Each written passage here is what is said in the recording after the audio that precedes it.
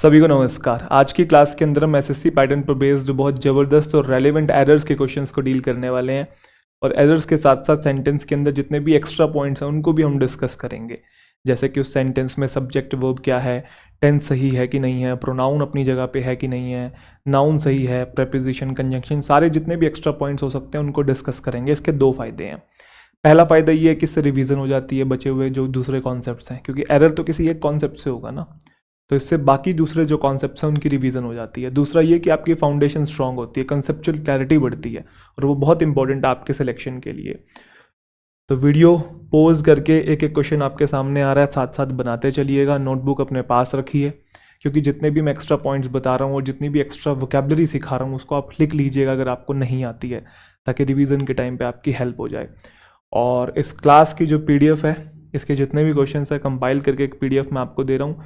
Telegram channel का link description के अंदर है, उसको ज्वाइन कर लीजिए, वहाँ पे आपको पीडीएफ मिल जाएगी। तो शुरुआत करते हैं भाई। चलिए जी, सबसे पहला क्वेश्चन आपकी स्क्रीन के ऊपर, वीडियो को पॉज करके जल्दी से बनाएंगे। आई होप आपने बना लिया होगा। बहुत आसान क्वेश्चन है, बिल्कुल भी घबराना नहीं है, मज़ा आएगा, चीज़ें सीखेंगे। ठीक है, नोटबुक साथ रखिए। A big change has come to the tech world as Nvidia is getting closer to passing Apple in market value. बड़ा बदलाव आ रहा है टेक वर्ल्ड के अंदर, क्योंकि जो एनवीडिया है वो पास आती जा रही है। वो क्या कर रही है, वो पास करने वाली है अभी किसको, एप्पल को। किसमें, मार्केट वैल्यू में। एनवीडिया क्या है, एनवीडिया मल्टीनेशनल कंपनी है भाई। ये जीपीयू डिज़ाइन करती है, मैन्युफैक्चरिंग करती है गेमिंग के लिए, डेटा सेंटर के लिए। बहुत फेमस है, आपको पता है, ग्राफिक कार्ड एनवीडिया के होते हैं, जानते हैं आप लोग। अब big changes coming to the tech world, यहाँ पे एरर ये है, क्योंकि आप ध्यान से देखेंगे इज यहाँ पे लिखा हुआ है, बी की फॉर्म है। अब उसके बाद या तो वर्ब की थर्ड फॉर्म आती है, वो पैसिव में जाता है, या वर्ब की फर्स्ट फॉर्म के साथ आईएनजी आता है, एक्टिव में जाता है। तो यहाँ पे आना चाहिए a big change is coming to the tech world. बहुत बेसिक सा एरर था। यहाँ पे इज कमिंग का यूज ना करके आप कम्स का भी यूज कर सकते हो। A big change comes to the tech world. देखो, उसने बोला बड़ा चेंज आ रहा है, मतलब फ्यूचर की बात कर रहे हैं। ठीक है, तो फ्यूचर के लिए आप एक तो फ्यूचर टेंस यूज करते हो, simple future tense, will shall plus verb की फर्स्ट फॉर्म, वो तो बहुत बेसिक सी बात है। बट नियर फ्यूचर के लिए हम लोग सिंपल प्रेजेंट टेंस का भी यूज करते हैं, प्रेजेंट कॉन्टिन्यूस टेंस का भी यूज करते हैं। ठीक है, I am going to the market tomorrow, तो कल की बात कर रहा हूँ ना, बट आई एम गोइंग मैंने यूज किया हुआ है। तो is am are I N G आप यूज कर सकते हो। एट द सेम टाइम आप सिंपल प्रेजेंट टेंस भी यूज कर सकते हो। मैंने आपको टेंस की क्लास के अंदर पढ़ाया था, याद है। फ्यूचर की एक्टिविटीज के लिए आप सिंपल प्रेजेंट टेंस भी यूज कर सकते हो। तो यहाँ पे ये भी आ सकता है, अब big change comes to the tech world. Big change singular है, कम्स वर्ब एस या ईएस लगा के सिंगुलर हो जाएगी। क्लियर। अब इसके अंदर एक्स्ट्रा बातें जानते हैं। एक्स्ट्रा बातें इसके अंदर ये है कि एज जो यहाँ पे कंजंक्शन का काम कर रहा है, दो क्लोजेस को जोड़ रहा है। कौन से क्लोजेस, ये रहा एक क्लोज नंबर 1, अगर आप ध्यान से देखेंगे, ये है सब्जेक्ट और ये है उसकी वर्ब। सब्जेक्ट और वर्ब मिला के एक क्लोज बनाते हैं। और यहाँ पे आप देखेंगे एनवीडिया इज गेटिंग क्लोजर, सब क्लोज नंबर 2, जिसमें सब्जेक्ट आपका ये है और वर्ब आपकी ये है। तो दो क्लोजेस को जो जोड़े, बेसिकली वो क्या होता है, कंजंक्शन होता है, आप लोग जानते हैं। एनवीडिया सिंगुलर सब्जेक्ट है, तो सब्जेक्ट सिंगुलर। वैसे क्लोज सिर्फ इतना नहीं है, वो पूरा क्लोज है, वो तो सब्जेक्ट वर्ब को पॉइंट आउट करने के लिए मैंने इतना एरिया जो है वो मार्क किया है। क्लोज यहाँ तक पूरा है, वर्ल्ड तक, ऐसे एनवीडिया से लेकर वैल्यू तक है पूरा का पूरा क्लोज। बट क्लोज को आइडेंटिफाई करने के लिए हम सब्जेक्ट वर्ब को ढूंढते हैं, इसलिए मैंने उसको मार्क किया है। ठीक है, एनवीडिया सिंगुलर है, इज गेटिंग जो वर्ब है आपके सिंगुलर, सिंगुलर सब्जेक्ट के साथ सिंगुलर वर्ब आई हुई है। अब बहुत बच्चे यहाँ कंफ्यूज हो सकते हैं, वो सोचेंगे सर टू के साथ तो वर्ब की फर्स्ट फॉर्म आती है, तो यहाँ पे आईएनजी वाली फॉर्म क्यों लगाई हुई है। उसके पीछे रीज़न है। रीज़न यहाँ पे ये है क्योंकि जो टू है यहाँ पे इन्फिनेटिव नहीं है, टू यहाँ फिक्स्ड प्रेपोजिशन है। क्या है भाई, फिक्स्ड प्रेपोजिशन। आप लोग बहुत अच्छे से जानते हैं, टू इन्फिनेटिव भी होता है, टू फिक्स्ड प्रेपोजिशन भी होता है। जब इन्फिनेटिव होता है तो उसके आगे वर्ब की फर्स्ट फॉर्म लगाते हैं, और जब वो फिक्स्ड प्रेपोजिशन होता है तो प्रेपो के बाद प्रेपो के ऑब्जेक्ट आते हैं, तो ऑब्जेक्ट नाउन या प्रोनाउन होते हैं। तो वर्ब के साथ जो आईएनजी वाली फॉर्म होती है, जेरेंड नाउन ही तो होती है। तो पासिंग यहाँ ठीक लिखा हुआ है। अब आप कैसे पहचानेंगे फिक्स्ड प्रेपोजिशन टू कहाँ पे है और कहाँ नहीं है, तो मैंने आपको लिस्ट दी हुई है प्रेपोजिशन की क्लास में भी आपको मैंने पढ़ाया हुआ है। कुछ मैं बेसिक फ्रेजेस आपको याद दिलाता हूँ, जैसे कमिटेड टू। अब कमिटेड टू में टू फिक्स्ड प्रेपोजिशन है, इसके बाद वर्ब आईएनजी फॉर्म में आएगा जेरेंड बन के, है ना। कमिटेड टू डूइंग समथिंग होता है, ना कि कमिटेड टू डू समथिंग। ऐसे लुक फॉरवर्ड टू, बहुत बेसिक है, कई बार इससे एरर आ रखा है, याद आ रहा है आपको, look forward to. Addicted to, accustomed to, काफ़ी सारे हैं, ठीक है। एडिक्टेड टू, अकस्टम्ड टू, तो इनके बाद वर्ब आईएनजी वाली फॉर्म में आती है, तो वहाँ गलती नहीं है, ध्यान रखिएगा। इसके अलावा और कुछ इसके अंदर नई बात नहीं है, बाकी सारी बेसिक चीज़ें हैं। तो एरर कौन से पार्ट में हो जाएगा आपका? बिग चेंज इज कमिंग कहाँ है भाई? ये वाले पार्ट में हो जाएगा, तो बी में आपका एरर है। आई होप सभी स्टूडेंट को समझ में आ गया भाई अच्छे से। He is a very versatile young actor who is as happy in horror films and he is in TV comedies. ये तो बहुत बेसिक्स है, आपको ऐसा नहीं लग रहा वो उतना ही यहाँ पे ऐसा है जितना वहाँ पे वैसा है? कुछ ऐसे वाला रेफरेंस नहीं आ रहा है। वो वर्सेटाइल यंग एक्टर है, वो उतना ही हैप्पी है हॉरर फिल्म्स को करने में जितना वो टीवी कॉमेडीज को करने में। तो एज के साथ आप जानते हैं कि एज का स्ट्रक्चर आता है, एज, ठीक है।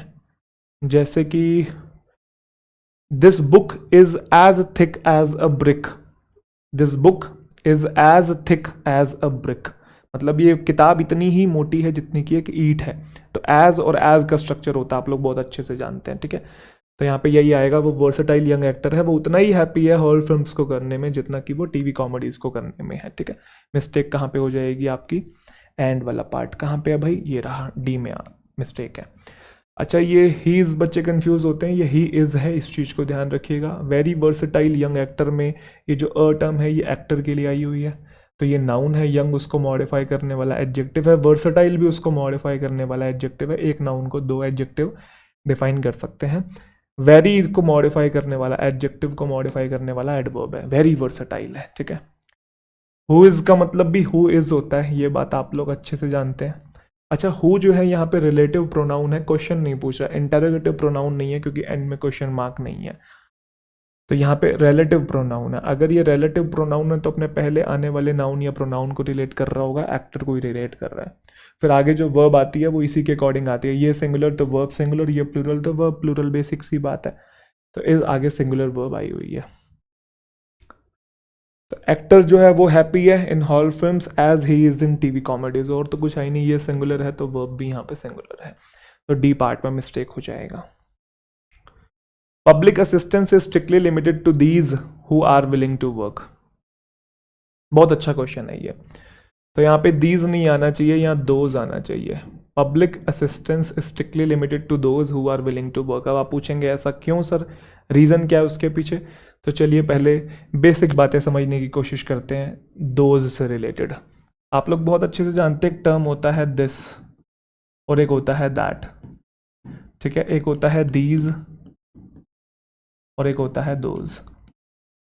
ये चारों टर्म्स एडजेक्टिव्स भी होते हैं, प्रोनाउंस भी होते हैं। डेमोन्स्ट्रेटिव एडजेक्टिव्स भी बोलते हैं, डेमोन्स्ट्रेटिव प्रोनाउंस भी बोलते हैं।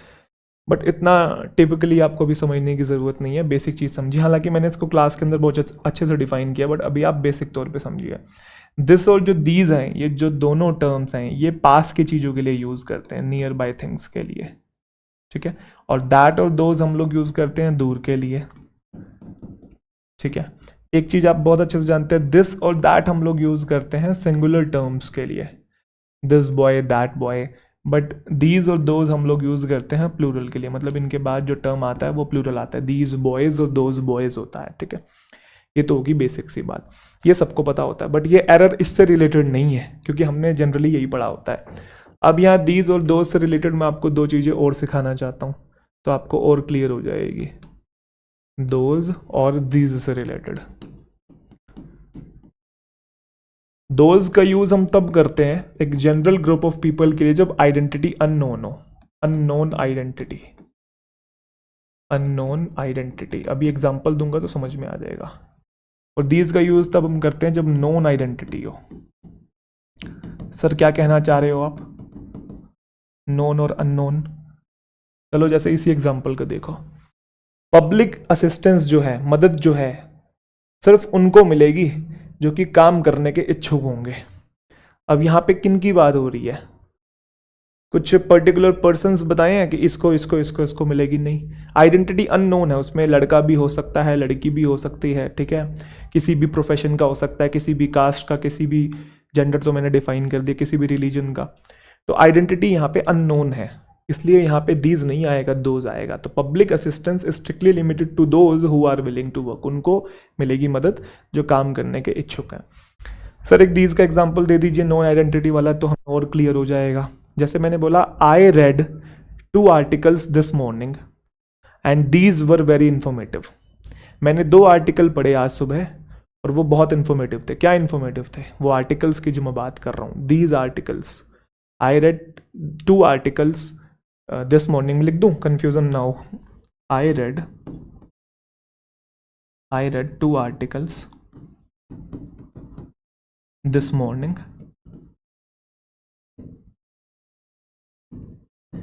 And these were very informative. Comma लगा के लिख देते हैं, दीज वर इंफॉर्मेटिव लिख देता हूँ, वेरी अभी नहीं लिखता, वो तो मेरे हाथ में है, मैं मॉडिफाई करना चाहता हूँ कि नहीं। ठीक है, तो ये दीज किसको बोल रहे हैं? आर्टिकल्स को बोल रहे हैं। तो ये बात क्लियर है ना, आइडेंटिटी यहाँ पे नोन है।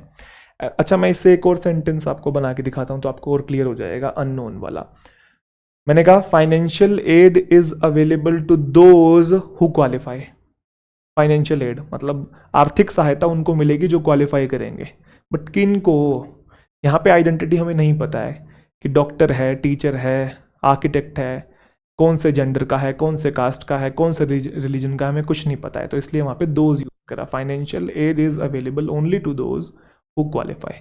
आई होप सभी स्टूडेंट्स को पॉइंट समझ में आ गया, दीज और दोज वाला। तो यहाँ पे एरर आपका दीज में था, कहाँ है जी? ये रहा। क्लियर? एक्स्ट्रा बातें जाननी है, एक्स्ट्रा बातें सीख लेंगे। पब्लिक असिस्टेंस आपका सिंगुलर सब्जेक्ट है। ये 2 नाउन एक साथ आए हुए हैं, कंपाउंड नाउन जिसे हम लोग कहते हैं, और वर्ब जो आई हुई है आपकी सिंगुलर है। Public assistance is strictly limited. Limited किसको बोल रहे हैं? असिस्टेंस को। वो क्या है? नाउन। ये एएनसी वाले नाउन सफिक्स होते हैं ना, तो नाउन के बारे में जो बताए वो एडजेक्टिव होता है, और एडजेक्टिव को भी जो मॉडिफाई कर दे वो एडवर्ब होता है। लिमिटेड के साथ टू आपका फिक्स्ड प्रेपोजिशन है, लिमिटेड टू समथिंग होता है। हु जो है आपका रिलेटिव प्रोनाउन है, जो कि किसके लिए आया हुआ है? दोज के लिए। फिर मैंने कहा था आगे जो वर्ब आएगी वो भी उसी के अकॉर्डिंग आएगी। ये प्लूरल है तो वर्ब भी आगे प्लूरल है। आर के साथ वर्ब की आईएनजी वाली फॉर्म आती है, वो भी ठीक है। टू के बाद वर्ब की फर्स्ट फॉर्म आती है, तो कोई मिस्टेक नहीं है।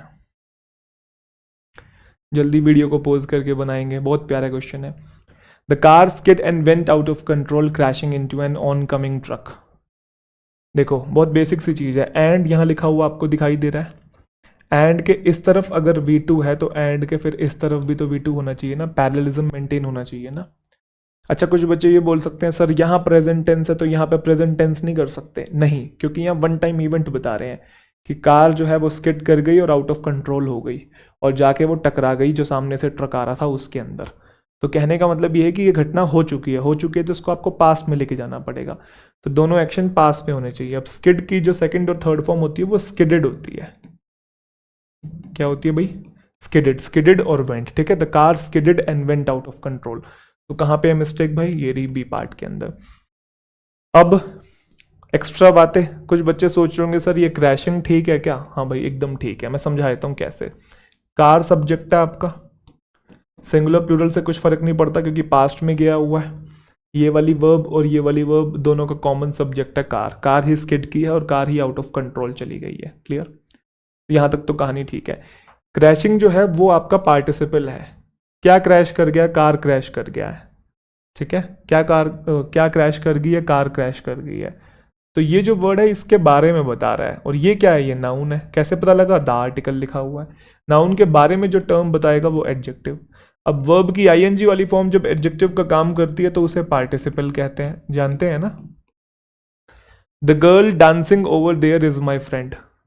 The girl dancing over there, dancing किसके लिए होगा? गर्ल के लिए। गर्ल क्या है? नाउन है। कैसे पता लग रहा है? इसका प्लूरल बना सकते हो, इससे पहले दा भी लिखा पड़ा है गर्ल से पहले। नाउन है। नाउन के बारे में जो बता रहा है एडजेक्टिव है, उसे पार्टिसिपल कहते हैं। वर्ब की आईएनजी वाली फॉर्म जब नाउन का काम करती है तो वो जेरेंड होती है, और जब वो एडजेक्टिव का काम करती है तो वो पार्टिसिपल होती है, प्रेजेंट पार्टिसिपल इसको हम लोग कहते हैं। ठीक है, क्रैश के साथ इनटू फिक्स्ड प्रेपोजिशन होता है, इनटू भी ठीक लिखा हुआ है। एक यहाँ पे डाउट बच्चों को होता है, बहुत बार होता है, मैंने नोट किया है, और इससे क्वेश्चन भी आया हुआ है, सर ऑन कमिंग और अपकमिंग में क्या फर्क होता है? कभी हुई है कंफ्यूजन? चलो आज डिफरेंस सीखते हैं इसका। ऑन कमिंग जो होता है, यही लिख दूं, ऑन कमिंग जो होता है वो हम तब यूज करते हैं जब ऐसी कोई चीज स्पीकर के सामने आ रही हो, फिजिकली कोई चीज सामने से आ रही हो। ठीक है, something is moving towards the speaker, जैसे ट्रैफिक सामने से आ रहा है या ट्रक सामने से आ रहा है, ऑन कमिंग ट्रक है, ऑन कमिंग कार है। मूविंग टुवर्ड्स द स्पीकर लिख देता हूं मैं यहाँ पे, मूविंग टुवर्ड्स द स्पीकर। जैसे आप रोड पे जा रहे हो और मैं आपको बोल रहा हूँ be careful of the on coming traffic, be careful of the on coming traffic. सामने से फिजिकली कोई चीज सामने से आ रही है तो वो ऑन कमिंग है। अपकमिंग हम यूज करते हैं ऐसी एक्टिविटीज के लिए या ऐसी इवेंट्स के लिए जो कि प्लान्ड है फ्यूचर में। एक्टिविटीज या events that are planned, events that are planned, जो कि प्लान्ड है फ्यूचर के लिए। जैसे मैंने कहा I will attend the upcoming conference, जो फ्यूचर में होगी अपकमिंग कॉन्फ्रेंस, तो ये फिजिकल चीजों के लिए यूज होता है और ये एब्स्ट्रैक्ट चीजों के लिए यूज होता है। नोट्स बनाते चलिएगा, और ये एब्स्ट्रैक्ट चीजों के लिए यूज होता है, क्योंकि ये चीजें अभी तो आपको समझ में आ जाएंगी लेकिन बाद में याद नहीं रहेंगी, तो रिवीजन करनी बहुत ज़रूरी है। ठीक है दोस्तों, चलें जी, मज़ा आ रहा है ना? चलिए बताएंगे। There is a regular bus service amid the castle and the town centre. बहुत बेसिक्स एरर है, कई बार आ चुका है भाई। आप लोग बहुत अच्छे से डिफरेंस जानते हैं बिटवीन, अमंग और अमिड के बीच में, जानते हैं? कई बार सिखाया मैंने आपको। बिटवीन यूज होता है दो के लिए, अमंग यूज होता है दो से ज़्यादा के लिए, अमिड यूज होता है अनकाउंटेबल नाउन्स के लिए। हालांकि बिटवीन दो से ज़्यादा के लिए भी यूज़ होता है जब म्यूचुअल और रेसिप्रोकल रिलेशनशिप होता है, तो अभी इतना डिटेल में जा नहीं रहे हैं क्योंकि ये मैं कॉन्सेप्चुअल क्लास में सिखा चुका हूँ। अभी मैं एरर से रिलेटेड पॉइंट पे ही स्टिक करना चाहूँगा। तो बिटवीन होता है दो के लिए, नॉर्मली अगर हम बात करें तो अमंग दो से ज़्यादा के बीच में, और अमिड अनकाउंटेबल के बीच में। एक एक एग्जाम्पल देखते हैं पहले तो समझ में आएगा। The secret was shared only between John and Mary, तो इन दोनों के बीच में शेयर किया गया, तो बिटवीन दो के लिए आता है। उसने डिस्ट्रीब्यूट की कैंडीज किसके बीच में? सभी बच्चों के बीच में, क्लास के अंदर या रूम के अंदर। तो सभी बच्चे ऑफ कोर्स दो से ज्यादा हैं, तो हमने यहाँ पे अमंग का यूज किया। He found a movement of calm amid the chaos of festival. Festival के केओस के बीच, मतलब जब त्योहार होता है तो भागा दौड़ी लगी रहती है, शॉपिंग वगैरह चलती रहती है, घर में काम वगैरह सफाइयाँ वगैरह चलती रहती है, तो थोड़ा केओस हो जाता है। केओस मतलब चीज़ें डिसऑर्गेनाइज रहती हैं। तो ही found a movement of calm amid the chaos. तो केओस के बीच में काम मतलब शोर शराबे के बीच में उसने शांति ढूंढ ली। अब शोर शराबे को आप काउंट कर सकते हो क्या? तो अनकाउंटेबल एब्स्ट्रैक्ट चीज है ना भाई, तो अनकाउंटेबल के लिए अमिड यूज करते हैं। इसके बीच में, दो के बीच में बिटवीन, दो से ज्यादा के बीच में अमंग, और अनकाउंटेबल के बीच में हम लोग यूज करते हैं अमिड। काम मतलब शांति। तो यहां पे बताएंगे भाई, there is a regular bus service amid the castle and the town centre. तो the castle and the town centre, दो की बात हो रही है, और एंड भी लिखा पड़ा है। बिटवीन के साथ वैसे भी एंड आता है, फ्रॉम के साथ टू आता है, बिटवीन के साथ एंड आता है, ध्यान रखिएगा। तो यहाँ पे क्या आ जाएगा? बिटवीन। और एक्स्ट्रा कुछ बात समझ में आ रही है इसके अंदर? और ये बात भी आप लोग अच्छे से जानते हैं, देयर के बाद जो वर्ब होती है उसके बाद वाले सब्जेक्ट पे डिपेंड होती है। ये इंट्रोडक्टरी सब्जेक्ट होता है। यहाँ पे वर्ब सिंगुलर तभी होगी जब आगे वाला जो वर्ड है वो सिंगुलर होगा। जैसे there is a boy, there अगला क्वेश्चन देखेंगे। और मैं बार बार टू है, थ्री है, फोर है, तो यहाँ पे भी क्लास का पर्पज ये बिल्कुल नहीं है कि ज़्यादा से ज़्यादा क्वेश्चन आगे चलते हैं, बल्कि क्लास का पर्पज है ज़्यादा से ज़्यादा समझ डेवलप करना, नॉलेज गेन करना। इससे आपका ही फायदा है। और आप खुद ही देखो, एक्स्ट्रा चीज़ें अगर आप नहीं सीखोगे तो कितनी सारी चीज़ें आप मिस कर रहे हो। और ऑनेस्टली बताऊं भाई, मुझसे होता भी नहीं है कि मैं रेलगाड़ी भगाता हुआ बस क्वेश्चन पे क्वेश्चन करवाता चला जाऊं और एक्स्ट्रा चीज़ें एक्सप्लेन ना करूं। मेरा खुद ही मन नहीं मानता है, क्योंकि इससे आपका बहुत फ़ायदा है। जो चीज़ें मैं एक्स्ट्रा एक्सप्लेन कर रहा हूँ, ये मैं अपने नहीं कर रहा हूँ भाई, आपके लिए कर रहा हूँ। तो आप इस चीज़ को अवेल करें भाई, जो मैं करवा रहा हूँ। ठीक है, now that we have heard all the arguments for and against the proposal, let's vote above it. यहाँ पे लेट्स वोट अबव नहीं आएगा, लेट्स वोट ऑन आएगा, ऑन प्रेपोजिशन आएगी। अब वोट के साथ बच्चे पूछते हैं, सर ऑन प्रेपोजिशन फिक्स है क्या? नहीं, फिक्स नहीं है। वोट के साथ डिफरेंट प्रेपोजिशन आती हैं, एक बार देख लेते हैं। वोट के साथ ऑन भी आता है, वोट के साथ फॉर भी आता है, और वोट के साथ अगेंस्ट भी आता है। ठीक है, कब कब कौन सा आता है जान लेते हैं। जब किसी स्पेसिफिक मैटर या इशू पे हम वोट करते हैं, डिसाइड करते हैं, किसी मुद्दे को लेके हम अपना डिसीजन देते हैं, तो हम वोट ऑन यूज़ करते हैं। जैसे we need to vote on the new company policy today, तो कंपनी की पॉलिसी की बात हो रही है, इसके ऊपर अपना वोट देना है, डिसाइड करना है कि भाई वो लागू होगी कि नहीं होगी। तो मुद्दा या इशू की जब बात हो तो वोट ऑन आता है। फॉर हम तब यूज़ करते हैं जब किसी कैंडिडेट को सपोर्ट कर रहे हो, है ना, वोट फॉर, वो करते हैं ना, कैंपेनिंग होती है। I will vote for the candidate who supports environmental reforms, जो एनवायरमेंटल रिफॉर्म्स को सपोर्ट करेगा मैं उस कैंडिडेट को वोट करूंगा, vote for somebody. Clear. Vote against भी होता है जब आप एक्सप्रेस कर रहे हो ऑपोजिशन किसी कैंडिडेट के टुवर्ड्स या पॉलिसी या प्रपोजल के टुवर्ड्स।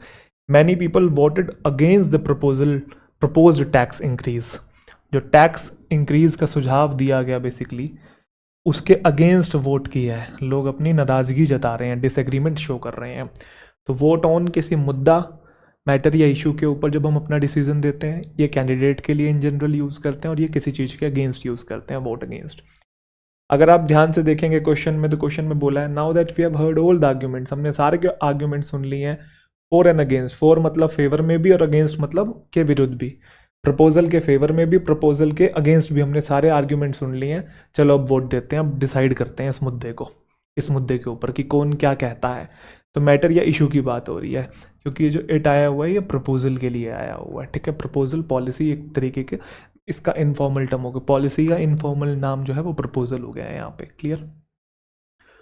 पॉलिसी वैसे बनने के बाद जो टर्म यूज़ करते हैं, कोई चीज़ लागू हो गई है तब हम कहते हैं अब ये पॉलिसी बन गई है, उससे पहले वो चीज़ प्रपोजल होती है, मतलब सुझाव होती है। तो आई होप सभी को समझ में आ गया। तो लेट्स वोट ऑन आना चाहिए।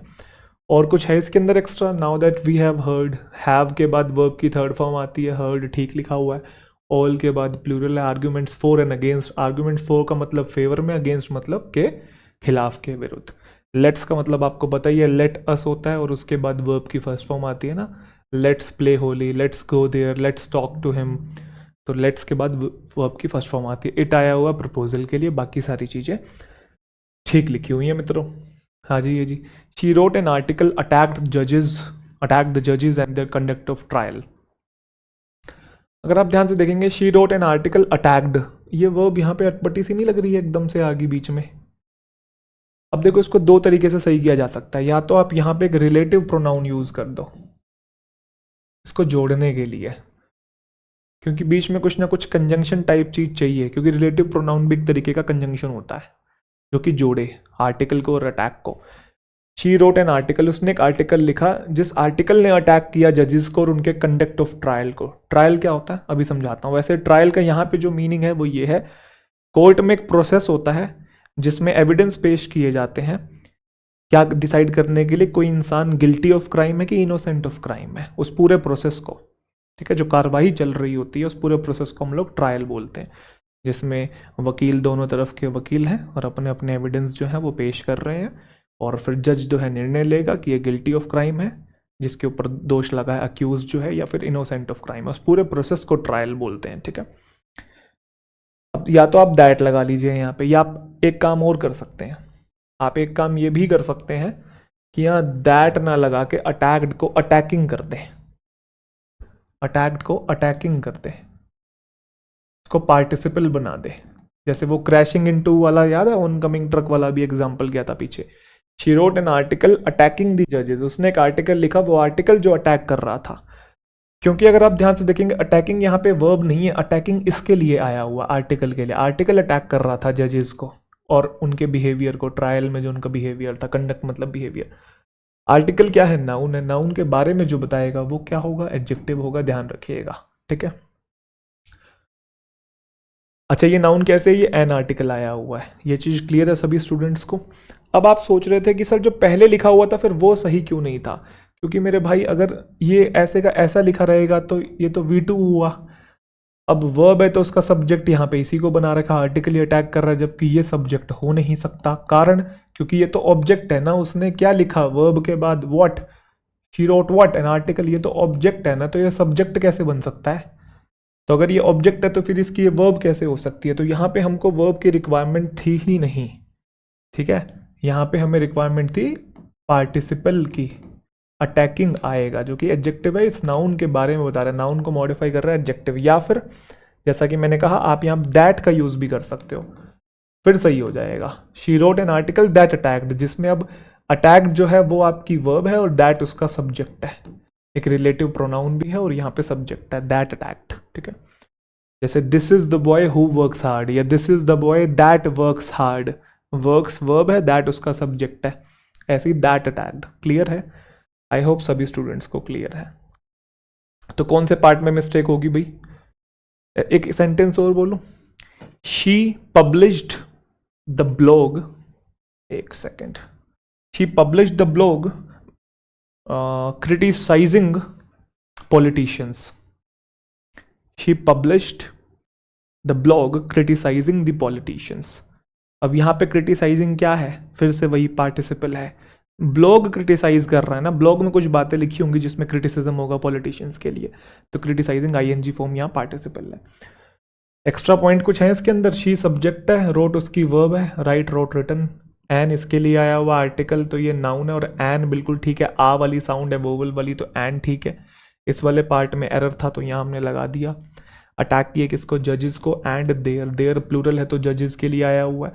अच्छा, ट्रायल के दो मीनिंग होते हैं, एक तो मतलब मैंने बताया जो कोर्ट का प्रोसेस होता है वो होता है, और एक वो टेस्ट नहीं लेते, ट्रायल परफॉर्मेंस टेस्ट होता है। ट्रायल लेके आ रहा हूँ मैं, गाड़ी नहीं ले रहे हो ट्रायल लेके आ रहा हूँ मैं, कपड़े नहीं ले रहे हो ट्रायल लेके आ रहा हूँ। ट्रायल रूम कहाँ पे है? वो भी टेस्ट कर रहे हैं, कोई चीज़ परफॉर्मेंस या एबिलिटी को टेस्ट कर रहे हैं। और प्रोसेस वाला मीनिंग तो मैंने बता दिया है आपको। He was very enthusiastic about an idea of moving to Spain. He was very enthusiastic about an idea of moving to Spain. देखो यहाँ पे एन नहीं आएगा, दा आएगा। क्यों आएगा दा? क्योंकि आप एक बात अच्छे से जानते हैं, अगर आपने आर्टिकल पढ़ा है तो ए और एन हम लोग यूज करते हैं इनडेफिनेट चीजों के लिए, इनडेफिनेट चीजों के लिए, और दा हम यूज करते हैं डेफिनेट थिंग्स के लिए। डेफिनेट आर्टिकल होता है। ये बेसिक इन्फॉर्मेशन आई होप सभी बच्चों को है। वो एंथुजियास्टिक है किस आइडिया को लेके? About an idea of moving to Spain, Spain में जाने के आइडिया को लेके या स्पेन में शिफ्ट होने के आइडिया को लेके। तो हमें पता है ना कौन से आइडिया की बात हो रही है, स्पेन जाने के आइडिया की बात हो रही है।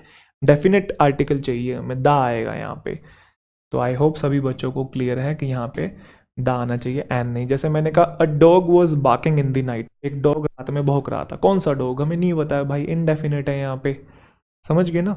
बट मैंने बोला this is the car, this is the car that I bought, यही वो गाड़ी है जो मैंने खरीदी है। क्या? यही वो गाड़ी है जो मैंने खरीदी, दिस इज द कार। तो दाम यूज करते हैं जब चीजें डेफिनेट होते हैं। हमें पता है कि स्पेन जाने के आइडिया को लेके वो एंथुजियास्टिक है, तो आइडिया क्लियर है, डेफिनेट है, इसलिए दा आया। ही सब्जेक्ट है, वॉज उसकी वर्ब है, एंथुजियास्टिक जो है वो ही के बारे में बता रहा है। ही जो है प्रोनाउन है, प्रोनाउन के बारे में जो बताया एडजेक्टिव है, एडजेक्टिव को जो मॉडिफाई करे वो एडवर्ब होता है। एंथुजियास्टिक अबाउट एकदम ठीक लिखा हुआ है। अबाउट द आइडिया ऑफ प्रेपो है, प्रेपो के बाद ऑब्जेक्ट होते हैं, ऑब्जेक्ट नाउन या प्रोनाउन होते हैं, या वर्ब की आईएनजी वाली फॉर्म लिखी हुई है जो कि एक तरीके का नाउन या जेरेंड होती है। ये बात हम ऑलरेडी जान चुके हैं दोस्तों। बी पार्ट में error. I gave Jim very clear instructions but he still managed to make a mess of it. देखो ये जो ऑफ है ना, ये वाला ऑफ, ये सेपरेशन के लिए यूज होता है, सेपरेशन के लिए। जैसे get off the car, get off ये वाला डबल ऑफ है, get off the car. Take off your coat, take off ये वाला ऑफ है, कोट अपना उतारो, गाड़ी से निकलो, सेपरेशन हो रहा है कहीं ना कहीं। बट जो फ्रेज यूज होता है वो make a mess of it होता है, make a mess of it. Simple वाला जो ऑफ होता है ना, ये वाला, कि मतलब कोई चीज गड़बड़ कर दी है, make a mess of it. I give gym very clear instructions, बिल्कुल साफ साफ मैंने उसे इंस्ट्रक्शन दिए थे बट उसने फिर भी गड़बड़ कर दी, चीजें डगमगा गई। जैसे कि एग्जांपल और देखें, he tried to fix the faucet. Faucet क्या होता है? FAUCET, टूटी को बोलते हैं नल का। तो he tried to fix the faucet but made a mess of it instead. उसने कोशिश की फिक्स करने की नलकी को, बट उसने और गड़बड़ कर दी, पानी और बहने लगा, टूटी और लीक करने लगी। क्लियर है ना। तो he tried to fix the faucet but made a mess of it, mess of ये वाला ऑफ आएगा, ठीक है, चीजें और गड़बड़ आ गई। तो ये फ्रेज रिलेटेड एरर था, कहाँ पे है? ये रहा, बी पार्ट में आ जाएगा। आई गेव ये सब्जेक्ट है और ये उसकी वर्ब है, give gave given. I gave gym very clear instructions, तो इंस्ट्रक्शंस आपका नाउन है, क्लियर उसको मॉडिफाई करने वाला एडजेक्टिव है, वेरी उसको मॉडिफाई करने वाला एडवर्ब है। तो क्लियर इंस्ट्रक्शंस दिए। बट ही स्टिल मैनेज, ही आपका सब्जेक्ट है, बट जो है कंजंक्शन है, फिर नया क्लोज शुरू हो गया, ये सब्जेक्ट है और ये उसकी वर्ब है। टू के बाद वर्ब की फर्स्ट फॉर्म आती है और बाकी सारी चीज़ें ठीक है। चलें भाई, कोई दिक्कत? There are numerous evening classes when you can study arts and crafts. बहुत बेसिक सा क्वेश्चन है। देर आर, देखो ये देर वाला याद आया आपको, मैं बता रहा था there is a boy, there are 2 boys, है ना। तो यहाँ पे वो प्लूरल है क्योंकि आगे क्लासेस है, तो ये आर ठीक लिखा हुआ है। देर इंट्रोडक्टरी सब्जेक्ट होता है, उसके बाद जो वर्ब होती है उसके बाद वाले आगे जो होता है उसका मेन सब्जेक्ट जो होता है, ठीक है। Numerous evening classes when you can study arts and craft. तो यहाँ पे व्हेन नहीं आएगा, वेयर आएगा, क्योंकि यहाँ पे प्लेस का रेफरेंस है, टाइम का नहीं है। ये बात हम लोग जानते हैं। व्हेन जो होता है वो टाइम का रेफरेंस देने के लिए यूज होता है, वेयर जो है वो प्लेस का रेफरेंस देने के लिए यूज होता है। बोलो हाँ, नहीं बोलोगे? व्हेन टाइम का रेफरेंस देने के लिए, वे प्लेस का रेफरेंस देने के लिए। उसने बोला कि बहुत सारी इवनिंग क्लासेस हैं जहां आप स्टडी कर सकते हैं आर्ट्स एंड क्राफ्ट्स को। जब नहीं बोलना है, जहां। मेन जो टर्म है यहाँ पे क्लासेस है, मेन जो टर्म है क्लासेस। इवनिंग भी नाउन है, क्लासेस भी नाउन है, दो नाउन मिलके एक ही वर्ड का काम कर रहे हैं, कंपाउंड नाउन हो गया। बट मेन शब्द तो ये हो गया ना। जैसे मैंने बोला गार्डन चेयर, तो मेन जो वर्ड है चेयर है, उसी का प्लूरल बनता है गार्डन चेयर्स। यस और नो? तो यहाँ पे बोल रहे there are numerous evening classes, बहुत सारी क्लासेस हैं जहाँ पे आप स्टडी कर सकते हो। तो व्हेन नहीं आएगा, वेयर आएगा। कहाँ पे मिस्टेक है जी? यहाँ पे। अब मैं आपको देखो 2 सेंटेंस इसी से रिलेटेड दिखाता हूँ, आप मुझे बताइए, क्योंकि कुछ बच्चे कंफ्यूज हो जाते हैं, सर यहाँ इवनिंग भी तो लिखा हुआ है, टाइम का भी तो रेफरेंस है। वो क्लासेस भले ही इवनिंग में हो रही हैं, बट सीखेगा तो क्लासेस में ना, आर्ट्स एंड क्राफ्ट। इवनिंग में थोड़ी सीखेगा वो, तो उसको मॉडिफाई करने के लिए जब 2 नाउन एक साथ आते हैं तो ये वाला नाउन इस वाले नाउन को मॉडिफाई कर रहा होता है, एडजेक्टिव का सेंस देता है, होता नहीं है, एडजेक्टिव का सेंस देता है। मेन शब्द यही होता है। जैसे अगर मैं आपको एग्जाम्पल दिखाऊं, देखो ये वाले, इनमें आप बताएंगे there are numerous weekend workshops where या फिर when you can learn photography and graphic design. अब देखो भले वीकेंड बोला हुआ है कि वर्कशॉप जो है वीकेंड पे होती होंगी, फ्राइडे सैटरडे संडे होती हैं, बट लर्न कहाँ करेगा फोटोग्राफी और ग्राफिक डिजाइन? वर्कशॉप में ही तो करेगा ना। तो यहाँ प्लेस का रेफरेंस है, समझो उस चीज को। टाइम यहाँ मेन नहीं है, प्लेस यहाँ मेन वर्ड है। तो प्लेस के लिए क्या लगाएंगे? वेयर। व्हेन नहीं आएगा। They are numerous weekend workshops where you can learn photography and graphic design. अब आप इसको देखो, there are several times during the week where या when you can attend yoga classes. यहाँ व्हेन आएगा, कारण उसने बोला एक हफ्ते के अंदर आप कई बार, जितनी बार आपका मन करे उतनी बार आप अटेंड कर सकते हैं योगा क्लासेस, जब आपका मन करे। यहाँ पे टाइम का रेफरेंस है, ना कि जहां आप मन करे। टाइम्स बोला हुआ है ना, सेवरल टाइम्स, तो यहाँ व्हेन आएगा। There are several times during the week when you can attend yoga classes. Similarly इस क्वेश्चन में भी अगर आप देखेंगे, there are numerous evening classes, classes में सीखेगा जहां आप सीख सकते हैं आर्ट्स एंड क्राफ्ट्स। तो इवनिंग मेन टर्म नहीं है, क्लासेस यहाँ पे मेन टर्म है। आई होप सभी स्टूडेंट्स को समझ में आ गया। आगे चलने से पहले एक बहुत इंपॉर्टेंट बात, अगर आप में से कोई ऐसा स्टूडेंट है जिसके इंग्लिश के जो कॉन्सेप्ट्स हैं वीक हैं, या इन जनरल आपकी इंग्लिश वीक है, नेगेटिव मार्किंग हो जाती है, और आप इंग्लिश के स्किल्स को एडवांस लेवल तक लेके जाना चाहते हो, तो आप गूगल प्ले स्टोर से मेरी एप्लीकेशन को डाउनलोड कर वहाँ से एसएससी एग्जामिनेशन का जो मेरा कंप्लीट कोर्स का कॉम्बो है वो परचेज कर सकते हो, जिसके अंदर 4 कोर्सेज का कॉम्बिनेशन आपको मिलेगा। सबसे पहला जो आपका कोर्स है वो बेसिक्स टू ब्रिलियंस है। ये कंप्लीट इंग्लिश ग्रामर का कोर्स है। इसके अंदर सभी चैप्टर्स हैं, nouns, pronouns, verbs, tense, preposition, conjunction, question tags, modals, और इसके अंदर सारे सेंटेंसेस और क्वेश्चंस बिल्कुल न्यू और अपडेटेड हैं। देखो मैं कॉन्सेप्ट्स नहीं बदल सकता, बट मैं सेंटेंसेस बदल सकता हूँ, मैं क्वेश्चंस बदल सकता हूँ, वो क्वेश्चंस रख सकता हूँ जो ट्रेंड में चल रहे हैं, जिसकी एग्जामिनेशन जो है डिमांड कर रहा है। दूसरा जो कोर्स है आपका वो ग्रामर प्रैक्टिस प्रो का है। इसके अंदर इंग्लिश ग्रामर के सभी चैप्टर्स की 100+ क्वेश्चंस की प्रैक्टिस है, और ये भी सारे न्यू क्वेश्चंस आपको मिलेंगे। तीसरा जो कोर्स है वो लेवल अप योर इंग्लिश है। लेवल अप का मीनिंग यहाँ पे कि आप इंग्लिश को एक लेवल ऊपर लेके जा रहे हो, जैसे एरर्स वाले क्वेश्चंस हैं, फिलर्स हैं, सेंटेंस इंप्रूवमेंट है, आरसी, क्लोज टेस्ट, पैराजम्बल, इनको मैंने 2 लेवल पे प्रैक्टिस करवाया, लेवल 1 और लेवल 2, प्री और मेंस। 2 डिफिकल्टी लेवल इसलिए रखा है ताकि एग्जामिनेशन में अगर मुश्किल आ जाए तो आप पैनिक ना करें, आपकी कमांड हो हाई लेवल पे भी। उसके बाद जो चौथा कोर्स है आपका वो सुपर चार्ज योर वोकैबुलरी का है। इसके अंदर मैंने सभी इंपॉर्टेंट और रेलिवेंट वोकैबुलरी करवाई है। आपका फ्रिक्वेंटली यूज वर्ड्स हैं, कॉमनली कंफ्यूज वर्ड्स हैं, इडियम्स एंड फ्रेजेस हैं, फ्रेजल वर्ब्स हैं, रूट वर्ड्स हैं, ये सभी वोकैबुलरी आपको इसके अंदर मिलेगी। तो ये 4 कोर्सेज का जो कॉम्बो है, कंप्लीट इंग्लिश पैक है, ये कंप्लीट एसएससी कॉम्बो कह लीजिए। प्लस इनके साथ साथ आपको हैंड रिटन नोट्स की जो ई बुक है वो फ्री ऑफ कॉस्ट मिलेगी। ये जो बेसिक टू ब्रिलियंस है, ये कंप्लीट ग्रामर का कोर्स है, ये इसी की हैंड रिटन नोट की ई बुक है। इसके अंदर वही न्यू और अपडेटेड सेंटेंसेस के साथ इसको क्रिएट किया गया, बहुत प्यारे तरीके से लिखे गए हैं। उसके बाद सबसे इंपॉर्टेंट है डेली वोकैब बूस्टर, ये भी आपको फ्री ऑफ कॉस्ट मिलेगा कॉम्बो में। देखो मेरा ये मानना है कि जो वोकैब है वो इंग्लिश का बेस है, आपकी रीडिंग भी अच्छी होने लगती है, ग्रामर भी अच्छी होने लगती है, खास तौर पे रीडिंग ज़्यादा अच्छी होती है, वोकैब आपकी अच्छी हो, और रीडिंग अच्छी हो तो आपकी इंट्यूशन स्ट्रांग होती है ना। अब वोकैबलरी कैसे आपको मिलेगी डेली वोकैब बूस्टर में? डेली बेसिस पे 10 वर्ड्स आपको वोकैब के, 10 ईडियम्स के, 10 वन वर्ड सब्सटीट्यूशन के। अब ऐसे नहीं कि वर्ड्स की लिस्ट आएगी, उसका पार्ट्स ऑफ स्पीच आएगा, आर्टिफिशियल इंटेलिजेंस जनरेटेड इमेजेस आएंगी, डेफिनेशन में इंग्लिश मीनिंग है, हिंदी मीनिंग है, एग्जाम्पल है ताकि कॉन्टेक्स्ट समझ में आए, सिनोनिम्स हैं और उसको याद करने के है। प्लस एक स्पीकर का ऑप्शन है ये प्रोनाउंसिएशन के लिए कि उस वर्ड को आप सुन पाएँ, रटे नहीं, उसकी प्रोनाउंसिएशन एग्जैक्ट क्या है। उसके बाद इन तीनों की 30 वर्ड्स की फिर क्विज भी आएगी, ये भी डिटेल्ड एक्सप्लेनेशन के साथ। तो ये हैंड रिटन नोट्स और ये डेली वोकैब बूस्टर है, ये आपको कंप्लीट कोर्स कॉम्बो में चारों कोर्सेज के साथ आपको फ्री ऑफ कॉस्ट मिलेंगे। तो अगर आप इंटरेस्टेड हैं तो आप बाय कर सकते हैं, 1999 इसका प्राइस है। एक सबसे इंपॉर्टेंट चीज़ ये है कि ये जो क्लासेस हैं, सबसे स्पेशल जो फीचर है ये VOD है।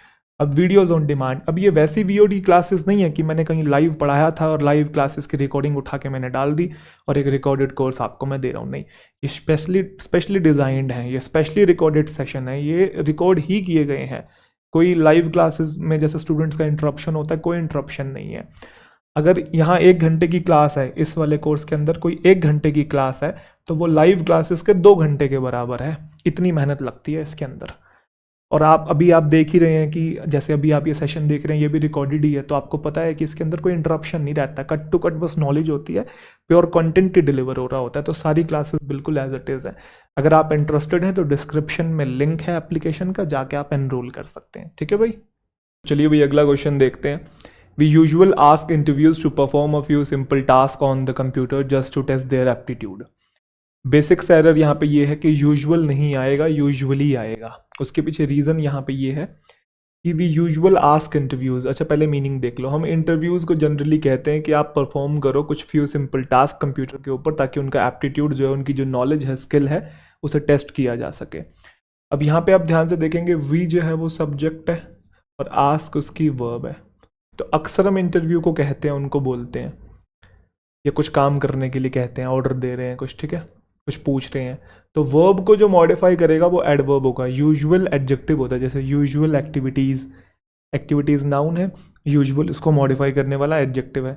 यूजुअली LY लगाएंगे इसके एंड में तो एडवर्ब बनेगा। एडजेक्टिव के एंड में जब LY लगाते हैं तो एडवर्ब बनता है। तो यहाँ पे यूजुअली आएगा, we usually ask interviews to perform a few simple task.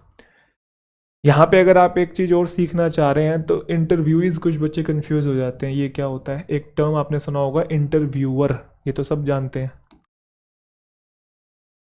Interviewer ये कौन है? जो इंटरव्यू ले रहा है, ठीक है। तो इंटरव्यूई कौन हो गया? जिसका इंटरव्यू हो रहा है। ध्यान रखिएगा, काफ़ी सारे वर्ड्स बने हैं, इससे मैं आपको बता देता हूँ। तो इंटरव्यूई कौन है? जिसके ऊपर इंटरव्यू किया जा रहा है, मतलब जिसका इंटरव्यू लिया जा रहा है, इंटरव्यूई। ऐसे ही आपने 2-3 टर्म्स और सुने होंगे। मेंटोर सुना है? मेंटोर कौन होता है? जो गाइडेंस दे रहा है। तो फिर जो गाइडेंस रिसीव कर रहा है वो कौन होता है? मेंटी। जैसे मैं आपको इंग्लिश के रिगार्डिंग गाइडेंस दे रहा हूँ, इंग्लिश सिखा रहा हूँ, तो मैं आपका मेंटोर हूँ। आप कौन हो गए? आप मेरे मेंटी हो गए, ठीक है। तो आप ध्यान से देखेंगे, इंटरव्यूई, मेंटी, ये वाले जो टर्म्स होते हैं, ये वो टर्म्स होते हैं जिनके ऊपर कोई काम हो रहा है, इसका इंटरव्यू लिया जा रहा है, ये सीख रहा है, ये इंटरव्यू लेने वाला, ये गाइडेंस देने वाला। ऐसे एक टर्म और होता है, आपने सुना होगा, एम्प्लॉयर, एम्प्लॉई। एम्प्लॉयर, इसमें भी देखो वही सेम चीज़ है, एम्प्लॉयर, एम्प्लॉई, डबल ई लगा पड़ा है। तो डबल ई वाले देख लेंगे आप यहाँ पे, इंटरव्यूई, मेंटी, एम्प्लॉई। तो एम्प्लॉयर जिसने आपको नौकरी पे रखा है, जिसने हायर किया है आपको। और एम्प्लॉई कौन हो गया? जिसके जहाँ आप काम कर रहे हैं, मतलब कर्मचारी, जिसको हायर किया गया वो एम्प्लॉई है, जिसने हायर किया वो एम्प्लॉयर, आपका बॉस है। तो ध्यान रखिएगा ये। इसके अंदर और 2-3 चीज़ें जान लेंगे। टू के साथ बेस फॉर्म आती है, परफॉर्म ठीक लिखा हुआ है। अ फ्यू के बाद आप प्लूरल नाउन यूज़ करते हैं, तो सिंपल टास्क यहाँ पे देखेंगे प्लूरल है, सिंपल तो उसको मॉडिफाई करने वाला एडजेक्टिव है। फिर टू के बाद यहाँ पे फर्स्ट फॉर्म है, बेस फॉर्म, वो भी ठीक है। देयर किसके लिए आया हुआ है? इंटरव्यूईज के लिए आया हुआ, प्लूरल है, तो इसके अंदर और कोई मिस्टेक नहीं है। तो यूजुअल कहाँ पे है, बी में आपका एरर हो जाएगा। If the product doesn't work you are given the choose of a refund और अ रिप्लेसमेंट। साफ साफ पता लग रहा है चूज नहीं आएगा, चॉइस आएगा। क्यों आएगा चॉइस, उसके पीछे रीजन है। चूज आपकी वर्ब होती है, चूज, चोज, चोजन, ये तीनों फॉर्म है वर्ब की, first form, second form, third form, ठीक है, V1, V2 और V3। बट जो चॉइस होता है वो नाउन होता है। तो अगर आप ध्यान से देखेंगे यहाँ द आर्टिकल लगा पड़ा है, उसके आगे नाउन चाहिए ना कि वर्ब, तो इसलिए चॉइस आएगा। If the product doesn't work, अगर प्रोडक्ट काम नहीं करता है तो आपको चॉइस मिलेगा कि आप रिफंड ले लें या रिप्लेसमेंट ले लें। यहाँ पे एक्स्ट्रा बात है अगर आपको जाननी है, तो इफ के साथ सिंपल प्रेजेंट टेंस होता है, तो कुछ बच्चे कहते हैं सर फिर दूसरे वाले क्लोज में फ्यूचर टेंस का यूज नहीं करते। जैसे आपने सुना होगा, एक सेंटेंस में लिख देता हूँ, if you come here I shell help you. सुना है आपने, if you come here I shell help you, I shell help you. First conditional में भी पढ़ते हैं हम लोग, ये चीज़ें जानते होंगे आप, ठीक है।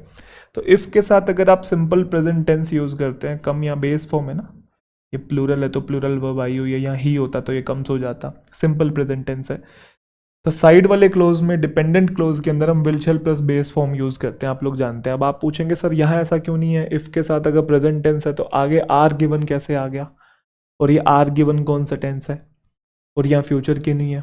तो मैं समझा देता हूँ, इफ के साथ जब आप सिंपल प्रेजेंट टेंस लगाते हो तो साथ वाले क्लोज में भी सिंपल प्रेजेंट टेंस आ सकता है, अगर आप कोई फैक्ट बता रहे हैं, ठीक है, फैक्ट बता रहे हैं या कोई इंफॉर्मेशन कन्वे कर रहे हैं। एग्जाम्पल के तौर पे, if it rains, if it rains the ground gets wet, ground gets wet. अब बारिश होगी तो ग्राउंड तो गीला होगा ना, कॉमन सेंस है, फैक्ट है। तो फैक्ट वाले केस में इफ के साथ अगर आप सिंपल प्रेजेंट टेंस लगा रहे हैं तो साथ वाले क्लोज में भी आप सिंपल प्रेजेंट टेंस लगा सकते हैं। तो वो जो आर गिवन है ना, वो भी सिंपल प्रेजेंट टेंस है। आप बोलोगे सर सिंपल प्रेजेंट टेंस तो वर्ब की फर्स्ट फॉर्म के साथ एस या ई एस वाला नहीं होता है, ये कैसा सिंपल प्रेजेंट टेंस है भाई, ये सिंपल प्रेजेंट टेंस का पैसिव वॉइस है, समझे। सिंपल प्रेजेंट टेंस क्या होता है, बेस फॉर्म के साथ एस या ई एस, ये एक्टिव होता है। जब इसको पैसिव में बनाते हैं तो क्या बनता है, is am are plus verb की थर्ड फॉर्म ही तो बनता है, एक ही तो बात होती है, बस ये एक्टिव है ये पैसिव है, तो दोनों सिंपल प्रेजेंट टेंस। तो इफ के साथ यहाँ पे अगर आप देखेंगे सिंपल प्रेजेंट टेंस लगाया, do does simple present tense में ही आता है ना, नेगेटिव बना हुआ है इसलिए डू डज आया हुआ है। तो आगे भी अगर आप देखेंगे आर गिवन जो है वो सिंपल प्रेजेंट टेंस का पैसिव है, और यहाँ पे भी यही बात बोल रहा है, फैक्ट बता रहा है। अगर प्रोडक्ट काम नहीं करता है तो आप या तो रिफंड ले लेना या रिप्लेसमेंट ले लेना।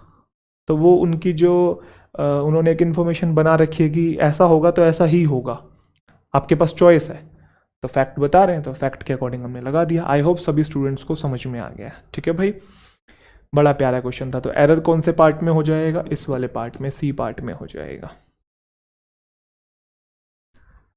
द पुलिस, साथ साथ पोज करके बना रहे हो ना भाई। The police found a vital clues to the girl's disappearance in a wooded area near her home. तो अगर आप ध्यान से देखेंगे ए आर्टिकल लिखा पड़ा है, तो ए के लिए आगे जो नाउन आता है वो सिंगुलर आता है, तो क्लू आना चाहिए, वाइटल क्लू मिला है, या फिर ए हटा दो वाइटल क्लूज हो जाएगा। The police found vital clues to the girl's disappearance, जो गर्ल डिसअपियर हो गई थी, ठीक है, वुडेड एरिया में नियर हर होम, तो वहां पे उनको क्या मिला है, एक वाइटल क्लू मिला है। वुडेड एरिया मतलब जंगली इलाका आप कह सकते हो उसके घर के पास। तो हम एस हटा देते हैं, अब वाइटल क्लू कर देते हैं, क्लियर। अच्छा, क्लू के साथ टू कुछ बच्चे सोचते हैं फिक्स्ड है क्या, हाँ भाई टू फिक्स्ड है। जैसे कि एग्जांपल देता हूं, the detective found a vital clue to the missing persons disappearance, समझे। The detective found a vital clue to the missing persons disappearance, या फिर missing persons whereabouts. Whereabouts का मतलब कि वो किधर है, तो नहीं पता, तो डिटेक्टिव को उससे उसके रिगार्डिंग एक क्लू मिला है, समझे। तो वाइटल क्लू टू समथिंग, तो वो टू ठीक लिखा हुआ, टू में कोई मिस्टेक नहीं है, ध्यान रखिएगा। एरर कौन से पार्ट में हो गया, इस वाले पार्ट में हो गया। और कुछ जानना है, अच्छा फाउंड को लेकर कुछ बच्चे कंफ्यूज होते हैं, ये वर्ब की सेकंड फॉर्म है, पाया। जैसे आपने ये चीज़ पढ़ी है, फाइंड, फाउंड, फाउंड, हमने वर्ब की क्लास में ये चीज़ पढ़ी थी। ऐसी एक टर्म और होता है फाउंड, ये बेस फॉर्म है और उसकी सेकंड जो फॉर्म होती है वो फाउंडेड होती है और थर्ड फॉर्म फाउंडेड होती है। याद आ रहा है कि नहीं आ रहा है? याद आ रहा है ना? इसका मतलब कुछ खोजना या पाना और इसका मतलब होता है स्टेब्लिश करना, स्टेब्लिश करना, स्थापना करना। बट यहाँ पाने या ढूंढने वाली बात हो रही है, सेकंड फॉर्म है। ये फर्स्ट फॉर्म, ये सेकंड फॉर्म, ये थर्ड फॉर्म।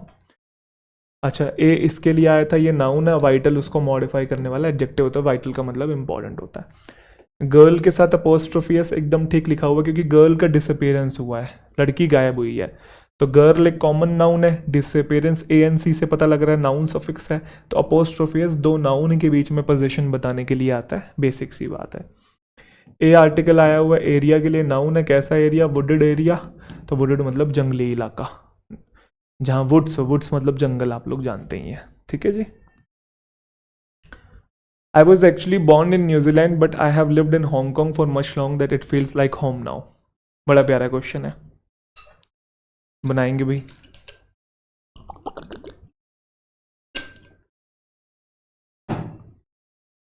बना लिया? चलो भाई।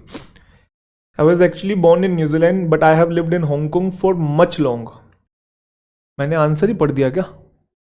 पता नहीं, शायद मैंने आंसर पढ़ा है कि नहीं पढ़ा है, क्योंकि कभी कभी क्या होता है ना, अब ये एरर है, बट जब आप पढ़ रहे होते हो तो मुंह से वही चीज़ निकल जाती है जो यहाँ पे आना चाहिए, क्योंकि वही करेक्ट इंग्लिश है। अब मैं तो रीड बहुत ज़्यादा करता हूँ, तो मेरी रीडिंग की इंट्यूशन या इंग्लिश की इंट्यूशन जो है, जो कि रीडिंग से डेवलप होती है, वो बहुत ज़्यादा है। मतलब मुझे पता लग जाता है कहाँ पे क्या एरर है, जल्दी पता लग जाता है। तो कभी कभी क्या होता है कि मैं एरर पढ़ रहा होता हूँ और गलत पढ़ने की बजाय सही पढ़ देता हूँ जो वहाँ आना चाहिए, क्योंकि वो दिमाग में बैठी हुई है ना वो चीज़ें। शायद आपके साथ भी कभी कभार ऐसा हो जाता होगा, उसके चलते एरर दिखता ही नहीं होगा। बहुत बार ऐसा भी हो जाता है कि गलत लिखा होता है, आप सही पढ़ देते हैं क्योंकि आपको सही पता होती है और वो एरर दिखता ही नहीं है। I was actually born in New Zealand but I have lived in Hong Kong for much long that it feels like home now. यहाँ मच नहीं आएगा, सो आएगा, क्योंकि आप लोग जानते हैं सो के साथ हम लोग दैट का यूज़ करते हैं, ये बात तो आपको पता है। इतना की, वैसे तो मैं न्यूजीलैंड में पैदा हुआ हूँ बट मैं हांगकॉन्ग में इतना लंबे समय तक रहा हूँ कि अब वो घर लगता है। इतने लंबे समय तक रहा हूँ कि अब वो इतना की, अब वो घर लगता है। ठीक है, तो सो के साथ हम लोग दैट का यूज़ करते हैं, मच नहीं आएगा।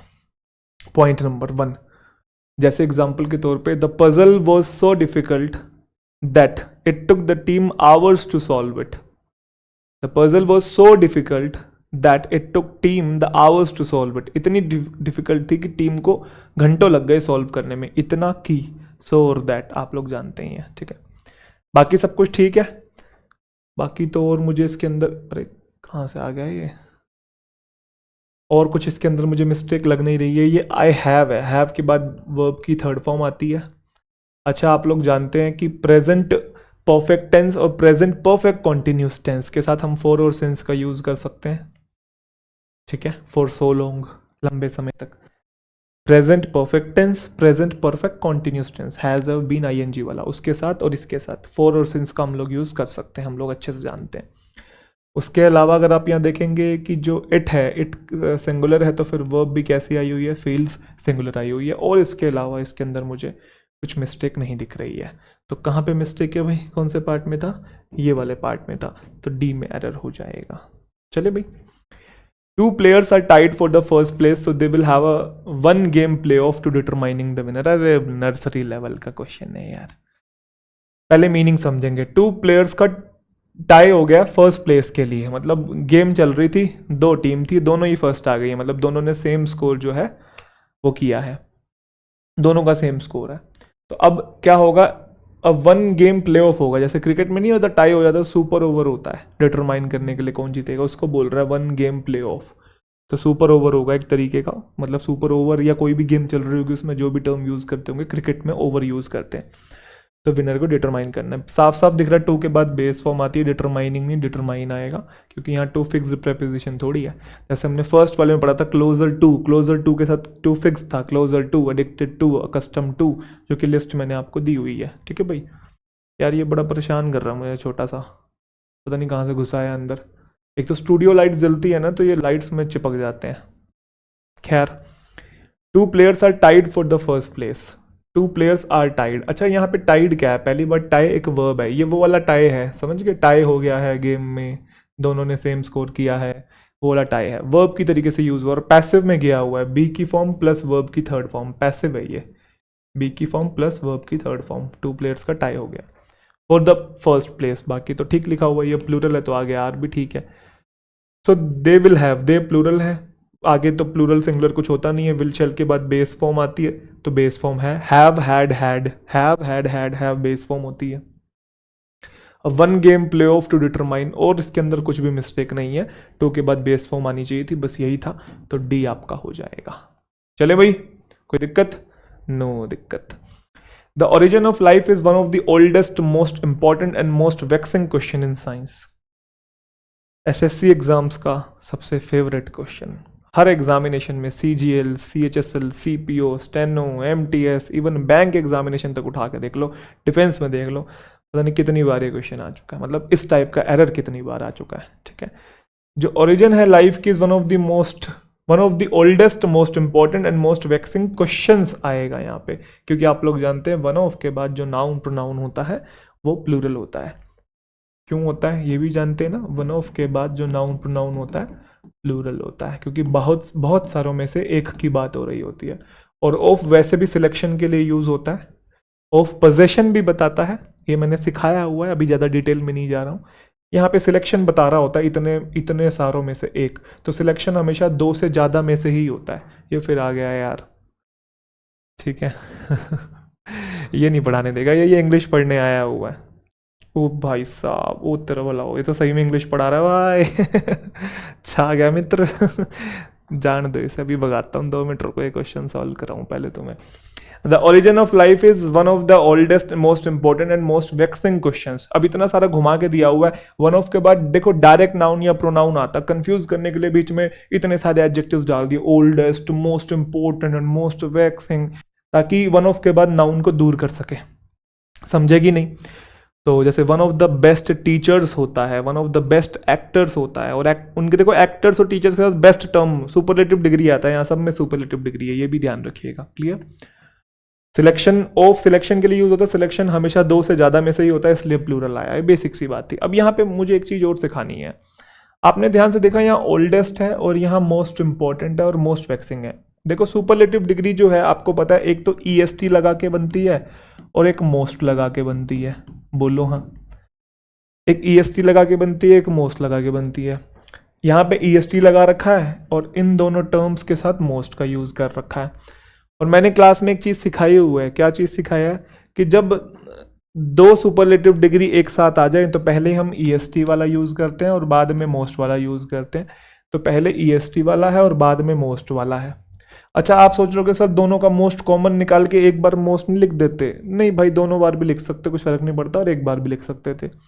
वो पॉइंट सीखो जो मैं कह रहा था कि पहले ईएसटी वाला आता है बाद में मोस्ट वाला आता है। ऐसा क्यों होता है? क्योंकि देखो अगर ऐसा लिख देते एग्जाम्पल के तौर पे, मोस्ट इंपॉर्टेंट एंड ओल्डेस्ट, तो अब यहाँ दिक्कत ये होती है कि जो मोस्ट है वो इंपॉर्टेंट के लिए ठीक है, क्योंकि इंपॉर्टेंट की सुपरलेटिव डिग्री क्या बनती है? Important, more important, most important, उसकी तो सुपरलेटिव डिग्री मोस्ट इंपॉर्टेंट बनती है। बट ओल्ड की क्या बनती है? Old, older, oldest. तो यहां पे दिक्कत यह है कि मोस्ट इसके लिए तो आया है, फिर वो इसके लिए भी आ जाता, क्योंकि एक तरीके से ऐसा सेंस देता कि दोनों का कॉमन निकाला हुआ है। यहां पे ये सेंस दे रहा है most important and most oldest, जो कि डबल सुपरलेटिव हो जाएगा, मोस्ट ओल्डेस्ट। ओल्ड के साथ ईएसटी भी लगा दिया, मोस्ट भी लगा दिया, इसलिए पहले ईएसटी वाले को लिखना प्रेफर करते हैं, बाद में मोस्ट वाले को, समझे? ओल्डेस्ट एंड मोस्ट इंपॉर्टेंट, जिसके चलते हुआ क्या कि मोस्ट जो है सिर्फ इंपॉर्टेंट के लिए आया हुआ है, ओल्डेस्ट एंड मोस्ट इंपॉर्टेंट। ऐसे ही oldest, most important and most waxing. I hope सभी स्टूडेंट्स को क्लियर है। ये 2 बार मोस्ट लिखा है, एक बार भी आप लिख सकते हैं, कॉमन निकाल सकते थे, 2 बार भी लिख सकते हैं, कोई कंफ्यूजन नहीं है। ऑफ आपका प्रेपोजिशन है, प्रेपो के बाद प्रेपो के ऑब्जेक्ट है, ठीक है, और ये आपका सब्जेक्ट हो गया और वर्ब उसके अकॉर्डिंग है। ये सिंगुलर था तो वर्ब सिंगुलर थी। चलें भाई मित्रों, आ जाओ जी, क्वेश्चंस हो जाएगा। चलें अगला देखते हैं भाई। The first world war alters the economic and political situation in India. The first world war alters the economic and political situation. बहुत आसान है, ये पास्ट की कोई घटना बताई जा रही है, पास्ट की घटना बताई जा रही है तो वन टाइम इवेंट है तो ऑल्टर्स नहीं आएगा, ऑल्टर्ड आएगा, फर्स्ट वर्ल्ड वॉर ने बदल के रख दी है इकोनॉमिक और पॉलिटिकल सिचुएशन इंडिया की। तो फर्स्ट वर्ल्ड वॉर सब्जेक्ट है और ऑल्टर्ड उसकी वर्ब होगी, कहाँ पे है ऑल्टर, ये रहा सी, एरर हो जाएगा। यहाँ पे आपको 2-3 टर्म सिखाऊं जो कि बहुत इंपॉर्टेंट है, कई बार एग्जामिनेशन में आए हुए हैं और बच्चे कंफ्यूज भी होते हैं। इकोनॉमी, इकोनॉमिक्स, इकोनॉमिकल, इकोनॉमिक, है ना, काफ़ी सारे टर्म्स हैं। आज ये सीखते हैं, मज़ा आएगा, नोट कर लीजिएगा। सबसे पहला टर्म है इकोनॉमी। इकोनॉमी एक नाउन होता है जिसका मतलब अर्थव्यवस्था। मनी का, गुड्स का और सर्विसेज का किसी रीजन में पूरा का पूरा जो सिस्टम होता है ना, उस व्यवस्था को, है ना, मनी, गुड्स और सर्विसेज की पूरी व्यवस्था को, सिस्टम को हम लोग इकोनॉमी बोलते हैं। जैसे ग्लोबल इकोनॉमी जो है वो इंटरकनेक्टेड है। दा आया हुआ इकोनॉमी के लिए ये नाउन है, ग्लोबल उसको मॉडिफाई करने वाला एडजेक्टिव है। अर्थव्यवस्था जो है वो इंटरकनेक्टेड है। फिर इकोनॉमिक्स है, ये एक सब्जेक्ट होता है जिसमें हम इकोनॉमी की स्टडी करते हैं, अर्थव्यवस्था को पढ़ते हैं, तो उसको बोलते हैं अर्थशास्त्र। ये तो आपको पता है। Economics teaches us how markets work. Economy हमें ये सिखाती है कि मार्केट कैसे काम करती है, ठीक है। अच्छा, आपको ध्यान है इकोनॉमिक्स एक ऐसा सब्जेक्ट है जिसके एंड में एस लगा पड़ा है। बहुत सारे ऐसे सब्जेक्ट के नाम होते हैं जिसके पीछे एस लगा होता है, वो दिखते प्लूरल हैं बट होते सिंगुलर हैं। मैथमेटिक्स हैं, स्टेटिस्टिक्स हैं, याद है ना, इकोनॉमिक्स हैं। तो यहाँ पे ये जो क्या है अपना इकोनॉमिक्स, दिखता प्लूरल है बट होता सिंगुलर है, इसलिए जो वर्ब आई हुई है वो भी टीचेस एस या ईएस वाली सिंगुलर आई हुई है। बट मार्केट्स यहाँ पे प्लूरल है, तो आगे जो वर्ब है वो प्लूरल आई हुई है, ठीक है। अगला है इकोनॉमिक। इकोनॉमिक का मतलब होता है आर्थिक। इकोनॉमी से जो चीज रिलेटेड हो उसे कहते हैं आर्थिक। जैसे कंट्री जो फेस कर रही है आर्थिक संकट, एन इकोनॉमिक क्राइसिस या इकोनॉमिक क्राइसिस, ये नाउन है और नाउन को मॉडिफाई करने वाला ये एडजेक्टिव है। फिर आता है इकोनॉमिकल, इसका मतलब होता है किफायती, सस्ता कोई चीज। बीइंग एफिशिएंट और अवॉइडिंग वेस्ट, जिसमें आप चीजें नाप तोल के कर रहे हो, चीजें वेस्ट नहीं कर रहे हो। जैसे पब्लिक ट्रांसपोर्ट को यूज करना ज्यादा किफायती है कार को ड्राइव करने से, मतलब उसमें अब पेट्रोल डीजल का खर्चा है भाई, ठीक है, फिर मेंटेनेंस वगैरह भी है। तो पब्लिक ट्रांसपोर्ट यूज करो, वो ज्यादा किफायती, ज्यादा सस्ता पड़ेगा, इसमें आप अपना पैसा बचा पाओगे, चीजें वेस्ट नहीं होंगी। तो इकोनॉमिकल, किफायती। अर्थव्यवस्था, अर्थशास्त्र, आर्थिक और किफायती। तो मुझे उम्मीद है कि क्वेश्चन आपको एकदम क्लियर था।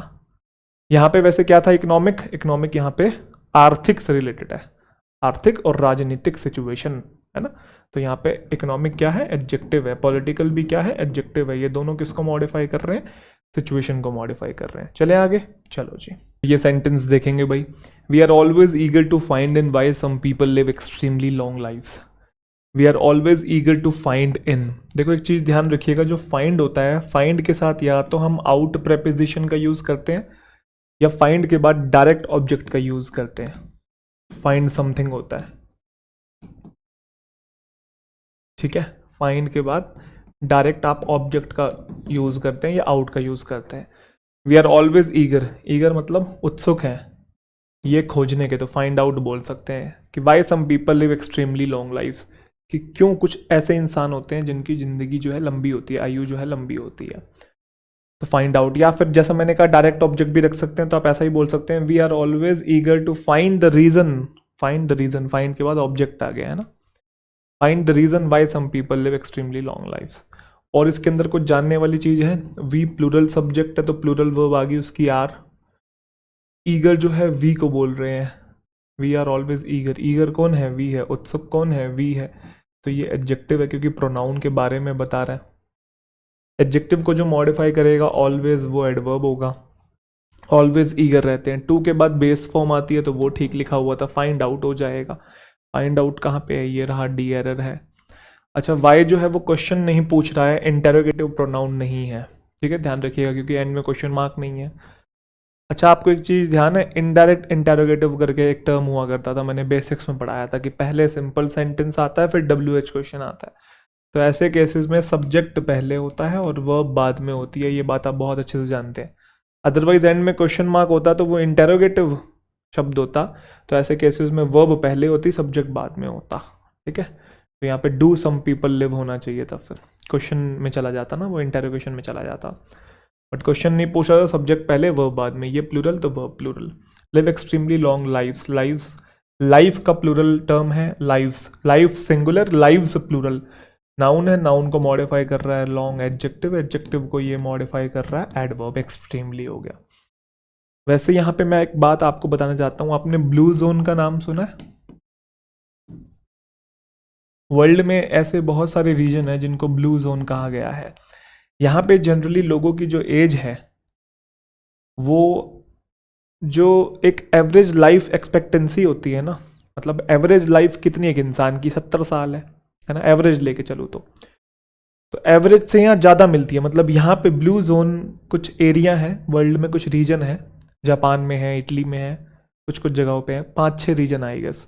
तो वहाँ पे लोगों की ज़िंदगी जो है वो ज़्यादा लंबी है कंपेयर करें ग्लोबल एवरेज से। मतलब अगर एवरेज 70 साल है तो यहाँ आपको हाई कॉन्सेंट्रेशन ऑफ सेंटेनेरियंस देखने को मिलेंगे जिनकी उम्र 100 साल या 100 साल से ज़्यादा है। सेंटेनेरियन पता है ना आपको? सेंटेनेरियंस, ठीक है, ब्लू जोन। तो उसने बोला हम उत्सुक हैं ये जानने में कि क्यों कुछ लोग एक्सट्रीमली लॉन्ग लाइफ जीते हैं। अच्छा, रीज़न भी बताया ब्लू जोन में ऐसा क्यों है, हाई कॉन्सेंट्रेशन ऑफ सेंटेनेरियंस क्यों देखने को मिलते हैं। 3-4 फैक्टर्स बताए हैं। सबसे पहला जो फैक्टर बताया है, सबसे पहला, आप हैरान हो जाओगे। कुछ बच्चे पूछते हैं ना सर वेज खाना चाहिए कि नॉन वेज खाना चाहिए, कौन सा हमारी बॉडी के लिए सही है। तो सबसे पहला जो फैक्टर है वो है plant based diet. Non veg नहीं खाते हैं भाई वो लोग ब्लू जोन्स के अंदर। फ्रूट्स हैं, वेजीज हैं, ठीक है, लेंटिल्स हैं, तो प्लांट बेस्ड डाइट वगैरह होगी। क्लियर। दूसरा जो फैक्टर है वो है रेगुलर फिजिकल एक्सरसाइज। अब ये तो कॉमन चीज़ है देखो, बट ये थोड़ा सा सरप्राइजिंग था, फिजिकल एक्सरसाइज। और एक और फैक्टर बताया था जो कि सबसे इंपॉर्टेंट है ज़िंदगी जीने के लिए, वो पता क्या है? Sense of purpose. Sense of purpose, meaning है लाइफ का कुछ। जिन लोगों को लाइफ में कुछ मीनिंग ही दिखाई नहीं देता है ना, ज़्यादा स्ट्रेस पालते हैं वो। ज़्यादा स्ट्रेस होता है तो चिंता चिता का कारण है, आपको पता ही है भाई। चिंता चिता का कारण है कि चिंता चिता के समान है, ऐसा कुछ है ना। जो भी आप समझ गए, मुद्दा समझना चाहिए, भावनाएं समझो आप, ठीक है। तो प्लांट बेस्ड डाइट भाई। चलें भाई आगे, चलो जी आगे चलते हैं। सेंटेंस पढ़ेंगे। Global events have led to a raise in anxiety and uncertainty causing many to question the value of planning for the future. तो मिस्टेक यहाँ पे ये है कि रेज नहीं आना चाहिए, राइज आना चाहिए। इसके पीछे का रीज़न जानने की कोशिश करते हैं। उसके लिए पहले आप राइज और रेज को समझेंगे अच्छे से। मैंने काफ़ी अच्छे से बताया हुआ है आपको, बट वर्ब वाला कॉन्टेक्स्ट सिखाया है। नाउन वाला सीख लेंगे क्योंकि यहाँ पे ध्यान से देखेंगे ए आर्टिकल लगा पड़ा है तो आगे ये टर्म नाउन है। पॉइंट नंबर 1, पहले वर्ब वाला पॉइंट ही याद दिला देता हूँ। राइज भी वर्ब होता है, रेज भी वर्ब होता है। राइज एक इनट्रांजिटिव वर्ब होती है अगर आपको पता हो तो, इनट्रांजिटिव वर्ब, और रेज जो है वो ट्रांजिटिव वर्ब होती है। कहने का मतलब इसके बाद नाउन या प्रोनाउन या कोई ऑब्जेक्ट नहीं होता है, और ट्रांजिटिव वर्ब के बाद नाउन या प्रोनाउन मतलब कोई ऑब्जेक्ट ऑलवेज प्रेजेंट होता है। पॉइंट नंबर 1, इसका मतलब होता है उठना या फिर उगना, उठना या फिर उगना। इसका मतलब उठाना, बढ़ाना, उठाना, बढ़ाना, ठीक है। एग्जाम्पल दो एक एक, जैसे पहले रेज का दे देते हैं।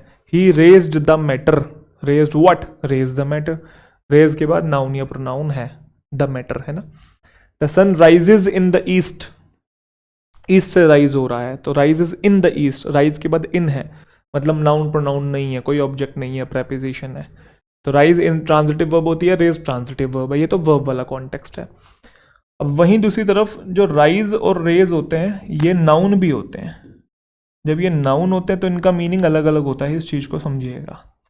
राइज जब नाउन होता है तो उसका मतलब होता है an increase in number of something या amount of something, an increase in number और अमाउंट ऑफ समथिंग। रेज जब नाउन होता है तो उसका मतलब सिर्फ होता है increase in salary only, increase in salary. जैसे आई गॉट अ रेज बोलते हैं ना, I got a raise, raise का मतलब मेरे इंक्रीमेंट हो गया है, प्रमोशन हो गया है, सैलरी ज़्यादा मिल रही है। तो यहाँ पे आप देखेंगे सैलरी की बात नहीं है, चाहिए तो नाउन, ये भी नाउन है, ये भी नाउन है, इसका मतलब भी इंक्रीज, इसका मतलब भी इंक्रीज। बट रेज जो है सिर्फ सैलरी के कॉन्टेक्स्ट में इंक्रीज का सेंस देता है जब वो नाउन होता है। बट राइज अमाउंट, नंबर, किसी भी चीज़ में कोई बढ़ोतरी हो रही हो तो एंग्जाइटी और अनसर्टेनिटी में राइज देखने को मिल रहा है, ठीक है। इसलिए राइज आएगा, रेज नहीं, क्योंकि सैलरी की बात नहीं है। ध्यान रखिएगा, ये इंपॉर्टेंट है, लिख लीजिएगा दोस्तों, काम आएगा। एक्स्ट्रा बातें सीख लें, एक्स्ट्रा बातें सीख लेते हैं। ग्लोबल इवेंट्स जो है आपका प्लूरल सब्जेक्ट है, प्लूरल सब्जेक्ट है तो प्लूरल वर्ब चाहिए होगी, ये रही प्लूरल वर्ब हैव है। हैव के बाद वर्ब की थर्ड फॉर्म आती है lead, led, led third form है। राइज इन समथिंग होता है anxiety and uncertainty, T Y दोनों नाउन सफिक्स एंड के साथ जुड़े पड़े हैं, ठीक है।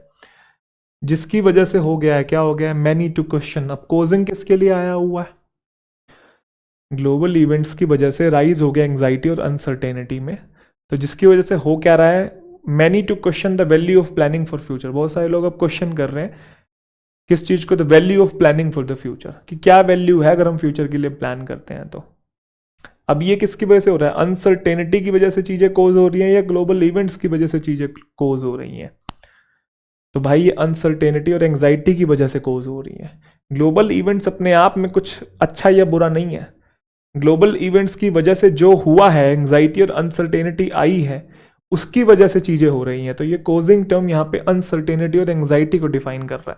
अच्छा, चाहे वो ग्लोबल इवेंट्स को डिफाइन कर रहा हो चाहे वो अनसर्टेनिटी को डिफाइन कर रहा हो, कोजिंग टर्म दोनों केसेस में वो एडजेक्टिव है, क्योंकि ये भी नाउन है और ये भी नाउन है। नाउन के बारे में जो बताएगा वो एडजेक्टिव है। तो एडजेक्टिव क्या होते हैं, पार्टिसिपल, V1 ING वाली फॉर्म जब एडजेक्टिव काम करती है पार्टिसिपल होता है। 2 के बाद यहाँ बेस फॉर्म है, ये क्वेश्चन वर्ब है, क्वेश्चन नाउन भी होता है ना। आई आस्क्ड अ क्वेश्चन तो नाउन है ना। I want to question something, to question something है, 2 के बाद V1 है, बेस फॉर्म है।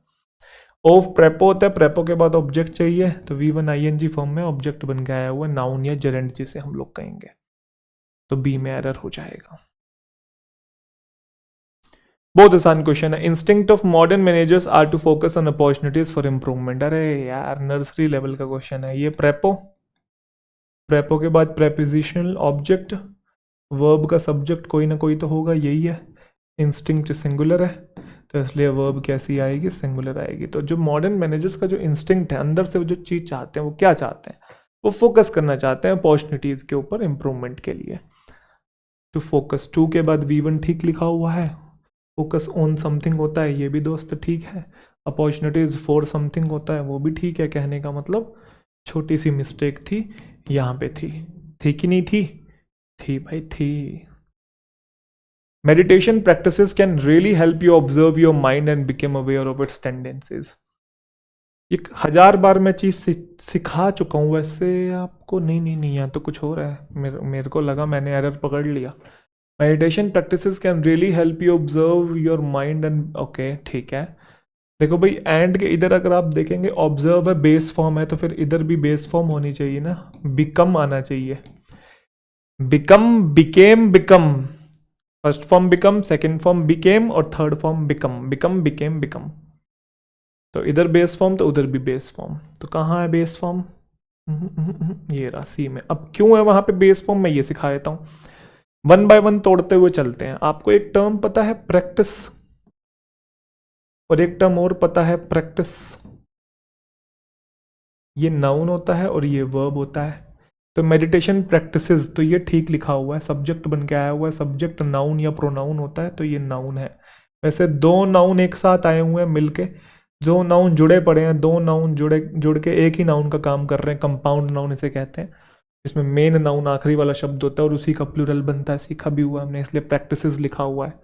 नाउन है उसका प्लूरल बना पड़ा है, ये वाला तो आ भी नहीं सकता। क्या है ना, आपकी मॉडल वर्ब है, मॉडल वर्ब के बाद फर्स्ट फॉर्म आता है, तो ये रहा बेस फॉर्म, हेल्प लिखा हुआ है। वर्ब को जो मॉडिफाई करे वो एडवर्ब होता है, तो रियली आपका एडवर्ब है। अब हेल्प जो होता है ना, हेल्प ध्यान रखिएगा, क्या ध्यान रखेंगे, हेल्प जो टर्म होती है, हेल्प के बाद ऑब्जेक्ट आता है हेल्प यू, उसके बाद आप V1 का यूज भी कर सकते हैं, मतलब बेयर इन्फिनेटिव का, और टू इन्फिनेटिव का भी यूज होता है। He helped me do this work भी होता है, he help me to do this work भी होता है, दोनों होते हैं। जो बेयर इन्फिनेटिव होता है ये अमेरिकन इंग्लिश में यूज होता है मोस्टली, और जो 2+V1 है ये ब्रिटिश इंग्लिश में यूज होता है, बट सही दोनों होते हैं। हालांकि हम ब्रिटिश को फॉलो करते हैं, बट ऐसा एरर आपको देखने को नहीं मिलेगा, क्योंकि कंफ्यूजन ही रहती है लोगों को। तो help, he help me do something या फिर he help me to do something, एक ही बात होता है। Meditation practices can really help you observe बोलो या टू ऑब्जर्व बोलो, एक ही बात है। तो मेडिटेशन प्रैक्टिसेस हेल्प कर सकती हैं ऑब्जर्व करने में आपको माइंड को, और हेल्प कर सकती है अवेयर होने में, बिकम अवेयर, और आपको अवेयर होने में हेल्प कर सकती हैं, help you observe and help you become aware of its tendencies. समझे? तो V1 और V1 मेंटेन रहेगा। मुझे उम्मीद है सभी बच्चों को समझ में आ गया। अच्छा, ये अवेयर ऑफ ठीक है, इट्स किसके लिए आया हुआ है? माइंड के लिए आया हुआ है। माइंड की टेंडेंसीज को समझना है, माइंड की कैरेक्टरिस्टिक्स को समझना है। बोलो हाँ। चलें जी, अगला क्वेश्चन। एरर कौन से पार्ट में था? बता दिया था वो तो मैंने।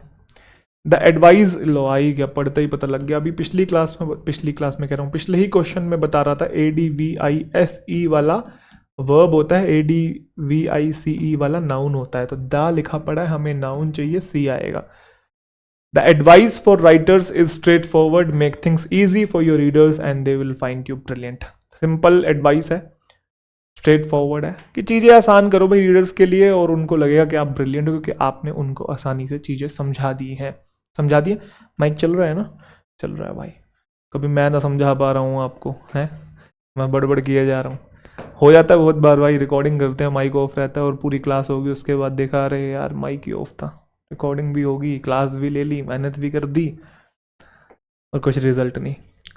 अच्छा चलो चीज़ें सीख लेते हैं। एडवाइस फॉर समथिंग होता है तो जी प्रेपो, ये प्रेपो का ऑब्जेक्ट है, तो जी ये वर्ब है, वर्ब का सब्जेक्ट यही होगा, और ये सिंगुलर है, इसलिए वर्ब कैसी है जी? सिंगुलर है। स्ट्रेट फॉरवर्ड क्या है? एडवाइस स्ट्रेट फॉरवर्ड है, तो स्ट्रेट फॉरवर्ड किसको बता रहा है? एडवाइस को। नाउन के बारे में जो बताए वो क्या है? एडजेक्टिव है।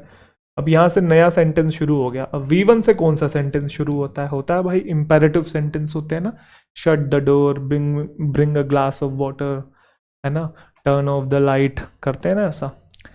तो मेक थिंग्स, इसका जो सब्जेक्ट होता है वो यू अंडरस्टूड होता है, आप लोग जानते हैं। Make things easy for your readers and they will find you brilliant. They कौन है? रीडर्स है, ठीक है। विल के बाद बेस फॉर्म आती है और एकदम ठीक लिखा हुआ है इसके अंदर, और कुछ मिस्टेक नहीं है। तो फर्स्ट पार्ट में मतलब बी में था। देखो इसको भी तोड़ तोड़ के लिखा हुआ है, यूं नहीं है कि ये ए है, ये बी है, ये सी है, ये डी है, ना ना ना, घुमा के दिया हुआ ताकि आप थोड़ा सा आपका टाइम कंज्यूम कर पाए वो। Disagreements about defense cuts have opened up deep divisions within the military। बड़ा प्यारा क्वेश्चन है। देखो भाई ध्यान से देखेंगे। Disagreements about defence cuts, okay, basics होता है, हैव के बाद V3 चाहिए, ओपनड आएगा। देखते ही पता लग रहे हैं एरर। अच्छा, अबाउट प्रेपोजिशन है, तो डिफेंस कट्स जो है ये प्रेपोजिशनल ऑब्जेक्ट है, ये सब्जेक्ट है जो कि प्लूरल है, इसलिए वर्ब प्लूरल है, बट आगे V3 चाहिए होता है ना। Disagreements have opened up. Defence cuts मतलब डिफेंस के बजट में जो घटोतरी, क्या बोलते, कटौती कोई नहीं, घटोती होता है ना वैसे, घटोतरी तो होता है शायद, कटौतरी, अरे क्या होता है भाई। Disagreements about defence cuts have opened up deep divisions with in the military. तो डिफेंस के बजट में जो डिक्लाइन हुआ है उसको लेके जो डिसएग्रीमेंट्स हैं उसने अब डीप डिविजन्स को ओपन कर दिया, मतलब और बट गए हैं लोग मिलिट्री के अंदर। और तो कुछ इसके अंदर है नहीं सीखने वाला, बस यही था। तो हैव ओपन, ए में एरर आ जाएगा। I think we ought put a strict limit on the amount of time we can spend on the project. अरे ये तो और आसान है। ought to होता है, आप लोग जानते हैं एक टर्म होता है शुड, ठीक है। इससे जो स्ट्रॉन्ग टर्म होता है, इससे स्ट्रॉन्ग कौन सा होता है? सबसे पहले होता है शुड, ये थोड़ा माइल्ड है। फिर इससे स्ट्रॉन्ग होता है मस्ट, ये काम अवश्य करना चाहिए। फिर होता है ought to, सही लिख रहा हूं ना, OUGHT, हाँ, ought to, ये मॉरल ऑब्लिगेशन हो जाता है कि अवश्य ये काम करना चाहिए, हमारी जिम्मेदारी है। तो ये माइल्ड है, ये स्ट्रॉन्ग है, ये उससे स्ट्रॉन्ग है, मीनिंग तीनों का सेम होता है, कोई काम करना चाहिए। तो ought अकेला नहीं आता कभी भी, ought to होता है, ध्यान रखिएगा। और ought to ये मॉडल वर्ब है, और मॉडल वर्ब के बाद ये फर्स्ट फॉर्म आई हुई है ना। तो I think we ought to put a strict limit। कहाँ है ought to? ये रहा। तो हमें स्ट्रिक्ट लिमिट लगानी चाहिए। Put what? A strict limit. तो पुट व्हाट, पुट के बाद ये ऑब्जेक्ट हो गया, ये नाउन है, और ये उसको मॉडिफाई करने वाला एडजेक्टिव है। लिमिट ऑन समथिंग होता है, द अमाउंट ऑफ टाइम के ऊपर लिमिट लगानी चाहिए। We can spend, we subject है, और कैन स्पेंड उसकी वर्ब है जिसमें ये मॉडल वर्ब है, आगे बेस फॉर्म है, स्पेंड ऑन समथिंग होता है, तो वो भी ठीक लिखा हुआ है। यहाँ पे वैसे दैट अंडरस्टूड है, दैट या विच जो है अंडरस्टूड है ना। We ought to put a strict limit on the amount of time that we can spend, क्योंकि इस क्लोज को और इस क्लोज को जोड़ने के लिए कोई कंजंक्शन तो चाहिए ना, कोई रिलेटिव प्रोनाउन या कंजंक्शन तो चाहिए ना। अच्छा यहाँ पे अंडरस्टूड है तो क्या गलती मानी जाएगी? नहीं मानी जाएगी। मैं आपको सिखाता हूँ, देखो क्या होता है। ये relative pronoun as a conjunction यहाँ पे काम कर रहा है। मैं सिखाता हूँ आपको, देखो बहुत आसान है, कंफ्यूज नहीं होना है। मैंने कहा this is the boy who works hard. कितनी बार आपने ये सेंटेंस पढ़ लिया? Who works hard. फिर मैंने बोला this is the girl, this is the girl I shall marry, I shall marry. अगर आप ध्यान से यहां पे देखेंगे, जो हु है रिलेटिव प्रोनाउन है, एज ए सब्जेक्ट है, क्योंकि वर्क्स उसकी वर्ब है, वर्ब को चाहिए होगा सब्जेक्ट। बट यहां पे मैंने होम नहीं लिखा, दिस इज द गर्ल हुम आई शैल मैरी। एक second, this is the girl हुम आई शैल मैरी, हुम आई शैल मैरी। अगर आप ध्यान से यहां पे देखेंगे, आई शैल मैरी, शैल मैरी आपकी वर्ब है और आई उसका सब्जेक्ट है, तो यहां पे जो रिलेटिव प्रोनाउन है वो एज एन ऑब्जेक्ट है। ठीक है। अब जब रिलेटिव प्रोनाउन ऑब्जेक्ट का काम करता है, उसे हम स्किप भी कर सकते हैं, वो अंडरस्टूड होता है, ना भी लिखे तब भी चल जाएगा। This is the girl I shall marry, यही वो लड़की है जिससे मैं शादी करूंगा। अंडरस्टूड है, होम यहाँ पे है, या दैट भी लगा सकते हैं, ये मैंने सिखाया हुआ है, हु होम दैट विच सब सिखाया आपको। तो रिलेटिव प्रोनाउन जब ऑब्जेक्ट होता है तब आप अंडरस्टूड उसे मान सकते हो, लेकिन जब सब्जेक्ट होता है तब तो लिखना पड़ेगा। This is the boy works hard sense नहीं बनेगा ना, हु वर्क्स हार्ड लिखना ही पड़ेगा, या दैट वर्क्स हार्ड लिखना ही पड़ेगा। बट यहाँ पे आप होम नहीं भी लिखोगे तब भी सेंटेंस सेंस दे रहा है, this is the girl I shall marry, यही वो लड़की है जिससे मैं शादी करूंगा। सिमिलरली यहाँ पे आप ध्यान से देखेंगे, ये सब्जेक्ट है, ये वर्ब है, तो यहाँ पे जो दैट है रिलेटिव प्रोनाउन, ये ऑब्जेक्ट है ना, क्योंकि सब्जेक्ट वर्ब तो ऑलरेडी है ना, समझे कि नहीं? तो ये दैट यहाँ पे ऑब्जेक्ट ही होगा, इसलिए अंडरस्टूड था। लिखो ना लिखो कुछ फर्क नहीं पड़ता, वो एरर नहीं माना जाएगा। एरर ये था, स्ट्रॉन्ग एरर है। ठीक है, कहां गया जी? डी पार्ट में मिस्टेक है। लास्ट क्वेश्चन है, अंत भला तो सब भला। आ जाओ जी, बहुत आसान क्वेश्चन है, बहुत आसान है। Many people became ineligible to receive state aid because their earnings were above the new limit. तो यहाँ पे मिस्टेक ये वाले देयर में है, THEIR, देयर अर्निंग, ये आएगा। पोजेशन वाला टर्म चाहिए, पॉजेसिव एडजेक्टिव चाहिए। ये वाला देयर तो एडवर्ब होता है, और ये देयर, माय, आवर, योर, ये वाला पॉजेसिव एडजेक्टिव होता है। बेसिक सा एरर था। ठीक है, तो उनकी अर्निंग्स की बात हो रही, उनकी, मेरी, तुम्हारी, पोजेशन बताना है। जैसे मैंने कहा आई वेंट देयर, ये तो एडवर्ब हो गया ना, आई वेंट देयर, मैं वहां गया, ये वर्ब है। कहाँ गया? वहां गया, वर्ब को मॉडिफाई कर रहा है, एडवर्ब है। ठीक है, मैंने बोला देयर मनी, देयर मनी, तो देयर पॉजेसिव एडजेक्टिव होता है, उसके बाद एक नाउन आता ही आता है। ऐसे ही देयर पॉजेसिव एडजेक्टिव है, उसके बाद एक नाउन आता ही आता है। ठीक है, तो कौन से पार्ट में मिस्टेक हो गया भाई? इस वाले पार्ट में। मैनी पीपल प्लूरल है, प्लूरल है, तो वर्ब सिंगुलर प्लूरल से फर्क नहीं पड़ रहा, क्योंकि पास्ट में है, V2 है। Many people became ineligible, ineligible to something होता है, इनएलिजिबल टू रिसीव, अच्छा टू बेस फॉर्म वाला है, ओके ठीक है। इनएलिजिबल टू रिसीव, टू के बाद यहाँ V1 आया हुआ है, ओके ठीक है।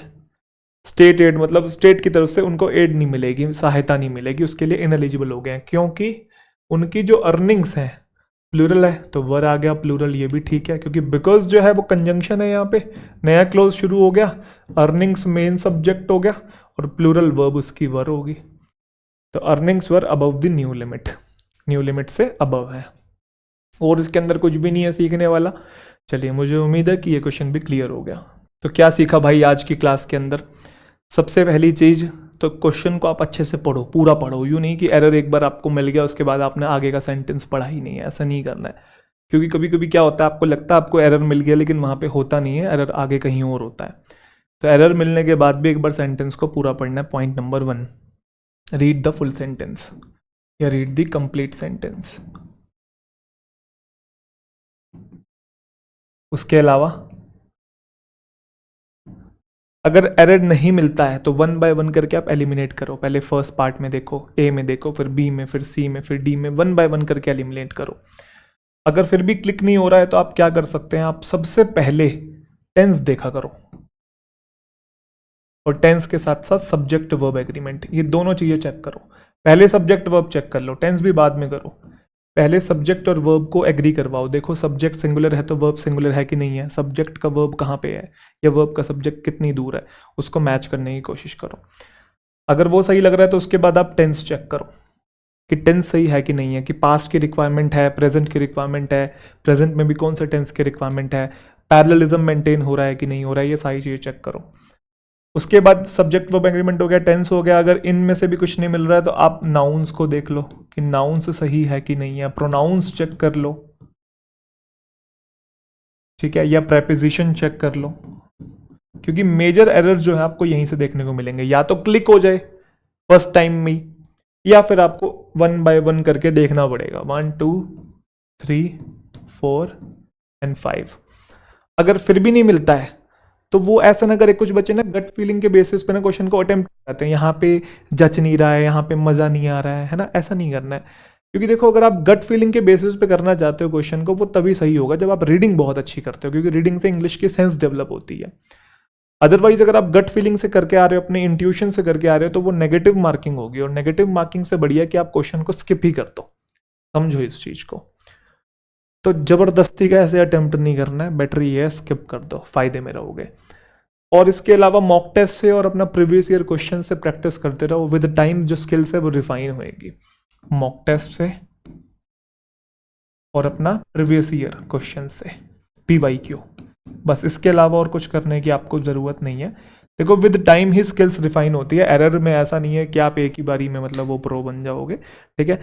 तरीके पता होने चाहिए। अब तरीके मैंने आपको सिखाए, आज की क्लास के अंदर कितनी सारी चीज़ें मैंने आपको बताई, कितने सारे एक्स्ट्रा पॉइंट सिखाए, सब्जेक्ट को वर्ब से हर सेंटेंस में मैंने एग्री करवा के दिखाया, हर सेंटेंस में हमने टेंस को कहीं ना कहीं देखा है, प्रोनाउंस को भी कहीं ना कहीं नोट किया है, और एक्स्ट्रा पॉइंट जो वोकैबुलरी है उसको भी नोट किया है। तो टाइम के साथ साथ जब आप नए टाइप के एरर्स देखते, क्योंकि एक क्या होता है ना, जनरली बच्चे पुराने जो क्वेश्चन हैं उन्हीं को सॉल्व करते रहते हैं, थोड़े नए क्वेश्चंस लगाने की कोशिश करो। मॉक टेस्ट में नए क्वेश्चंस मिलेंगे, PYQ में पुराने मिलेंगे, तो पुराने तो लगा रहे हो बट कुछ नए क्वेश्चंस, क्योंकि एग्जामिनेशन में नए क्वेश्चंस ही आएंगे, पुराने नहीं आएंगे। पुराने जैसे आ सकते हैं, पैटर्न वैसा हो सकता है, बट सेंटेंसेस बिल्कुल न्यू होंगे। तो आपकी आदत होनी चाहिए नए सेंटेंस पे प्रैक्टिस करने की, ठीक है। इसलिए मैंने सारे बिल्कुल फ्रेश क्वेश्चंस जो थे क्लास के अंदर, सारे फ्रेश क्वेश्चन करवाए, कहीं नहीं मिलेंगे, ये हमारे बनाए हुए क्वेश्चन है भाई, ठीक है, ये आपको कहीं नहीं मिलेंगे। तो मुझे उम्मीद है कि सेशन अच्छा लगा है। मुझे हर एक बच्चा कमेंट सेक्शन में बताएगा कि क्लास कैसी लगी है। बाकी मिलते हैं अगली क्लास के अंदर, अपना ध्यान रखिए। Thank you so much.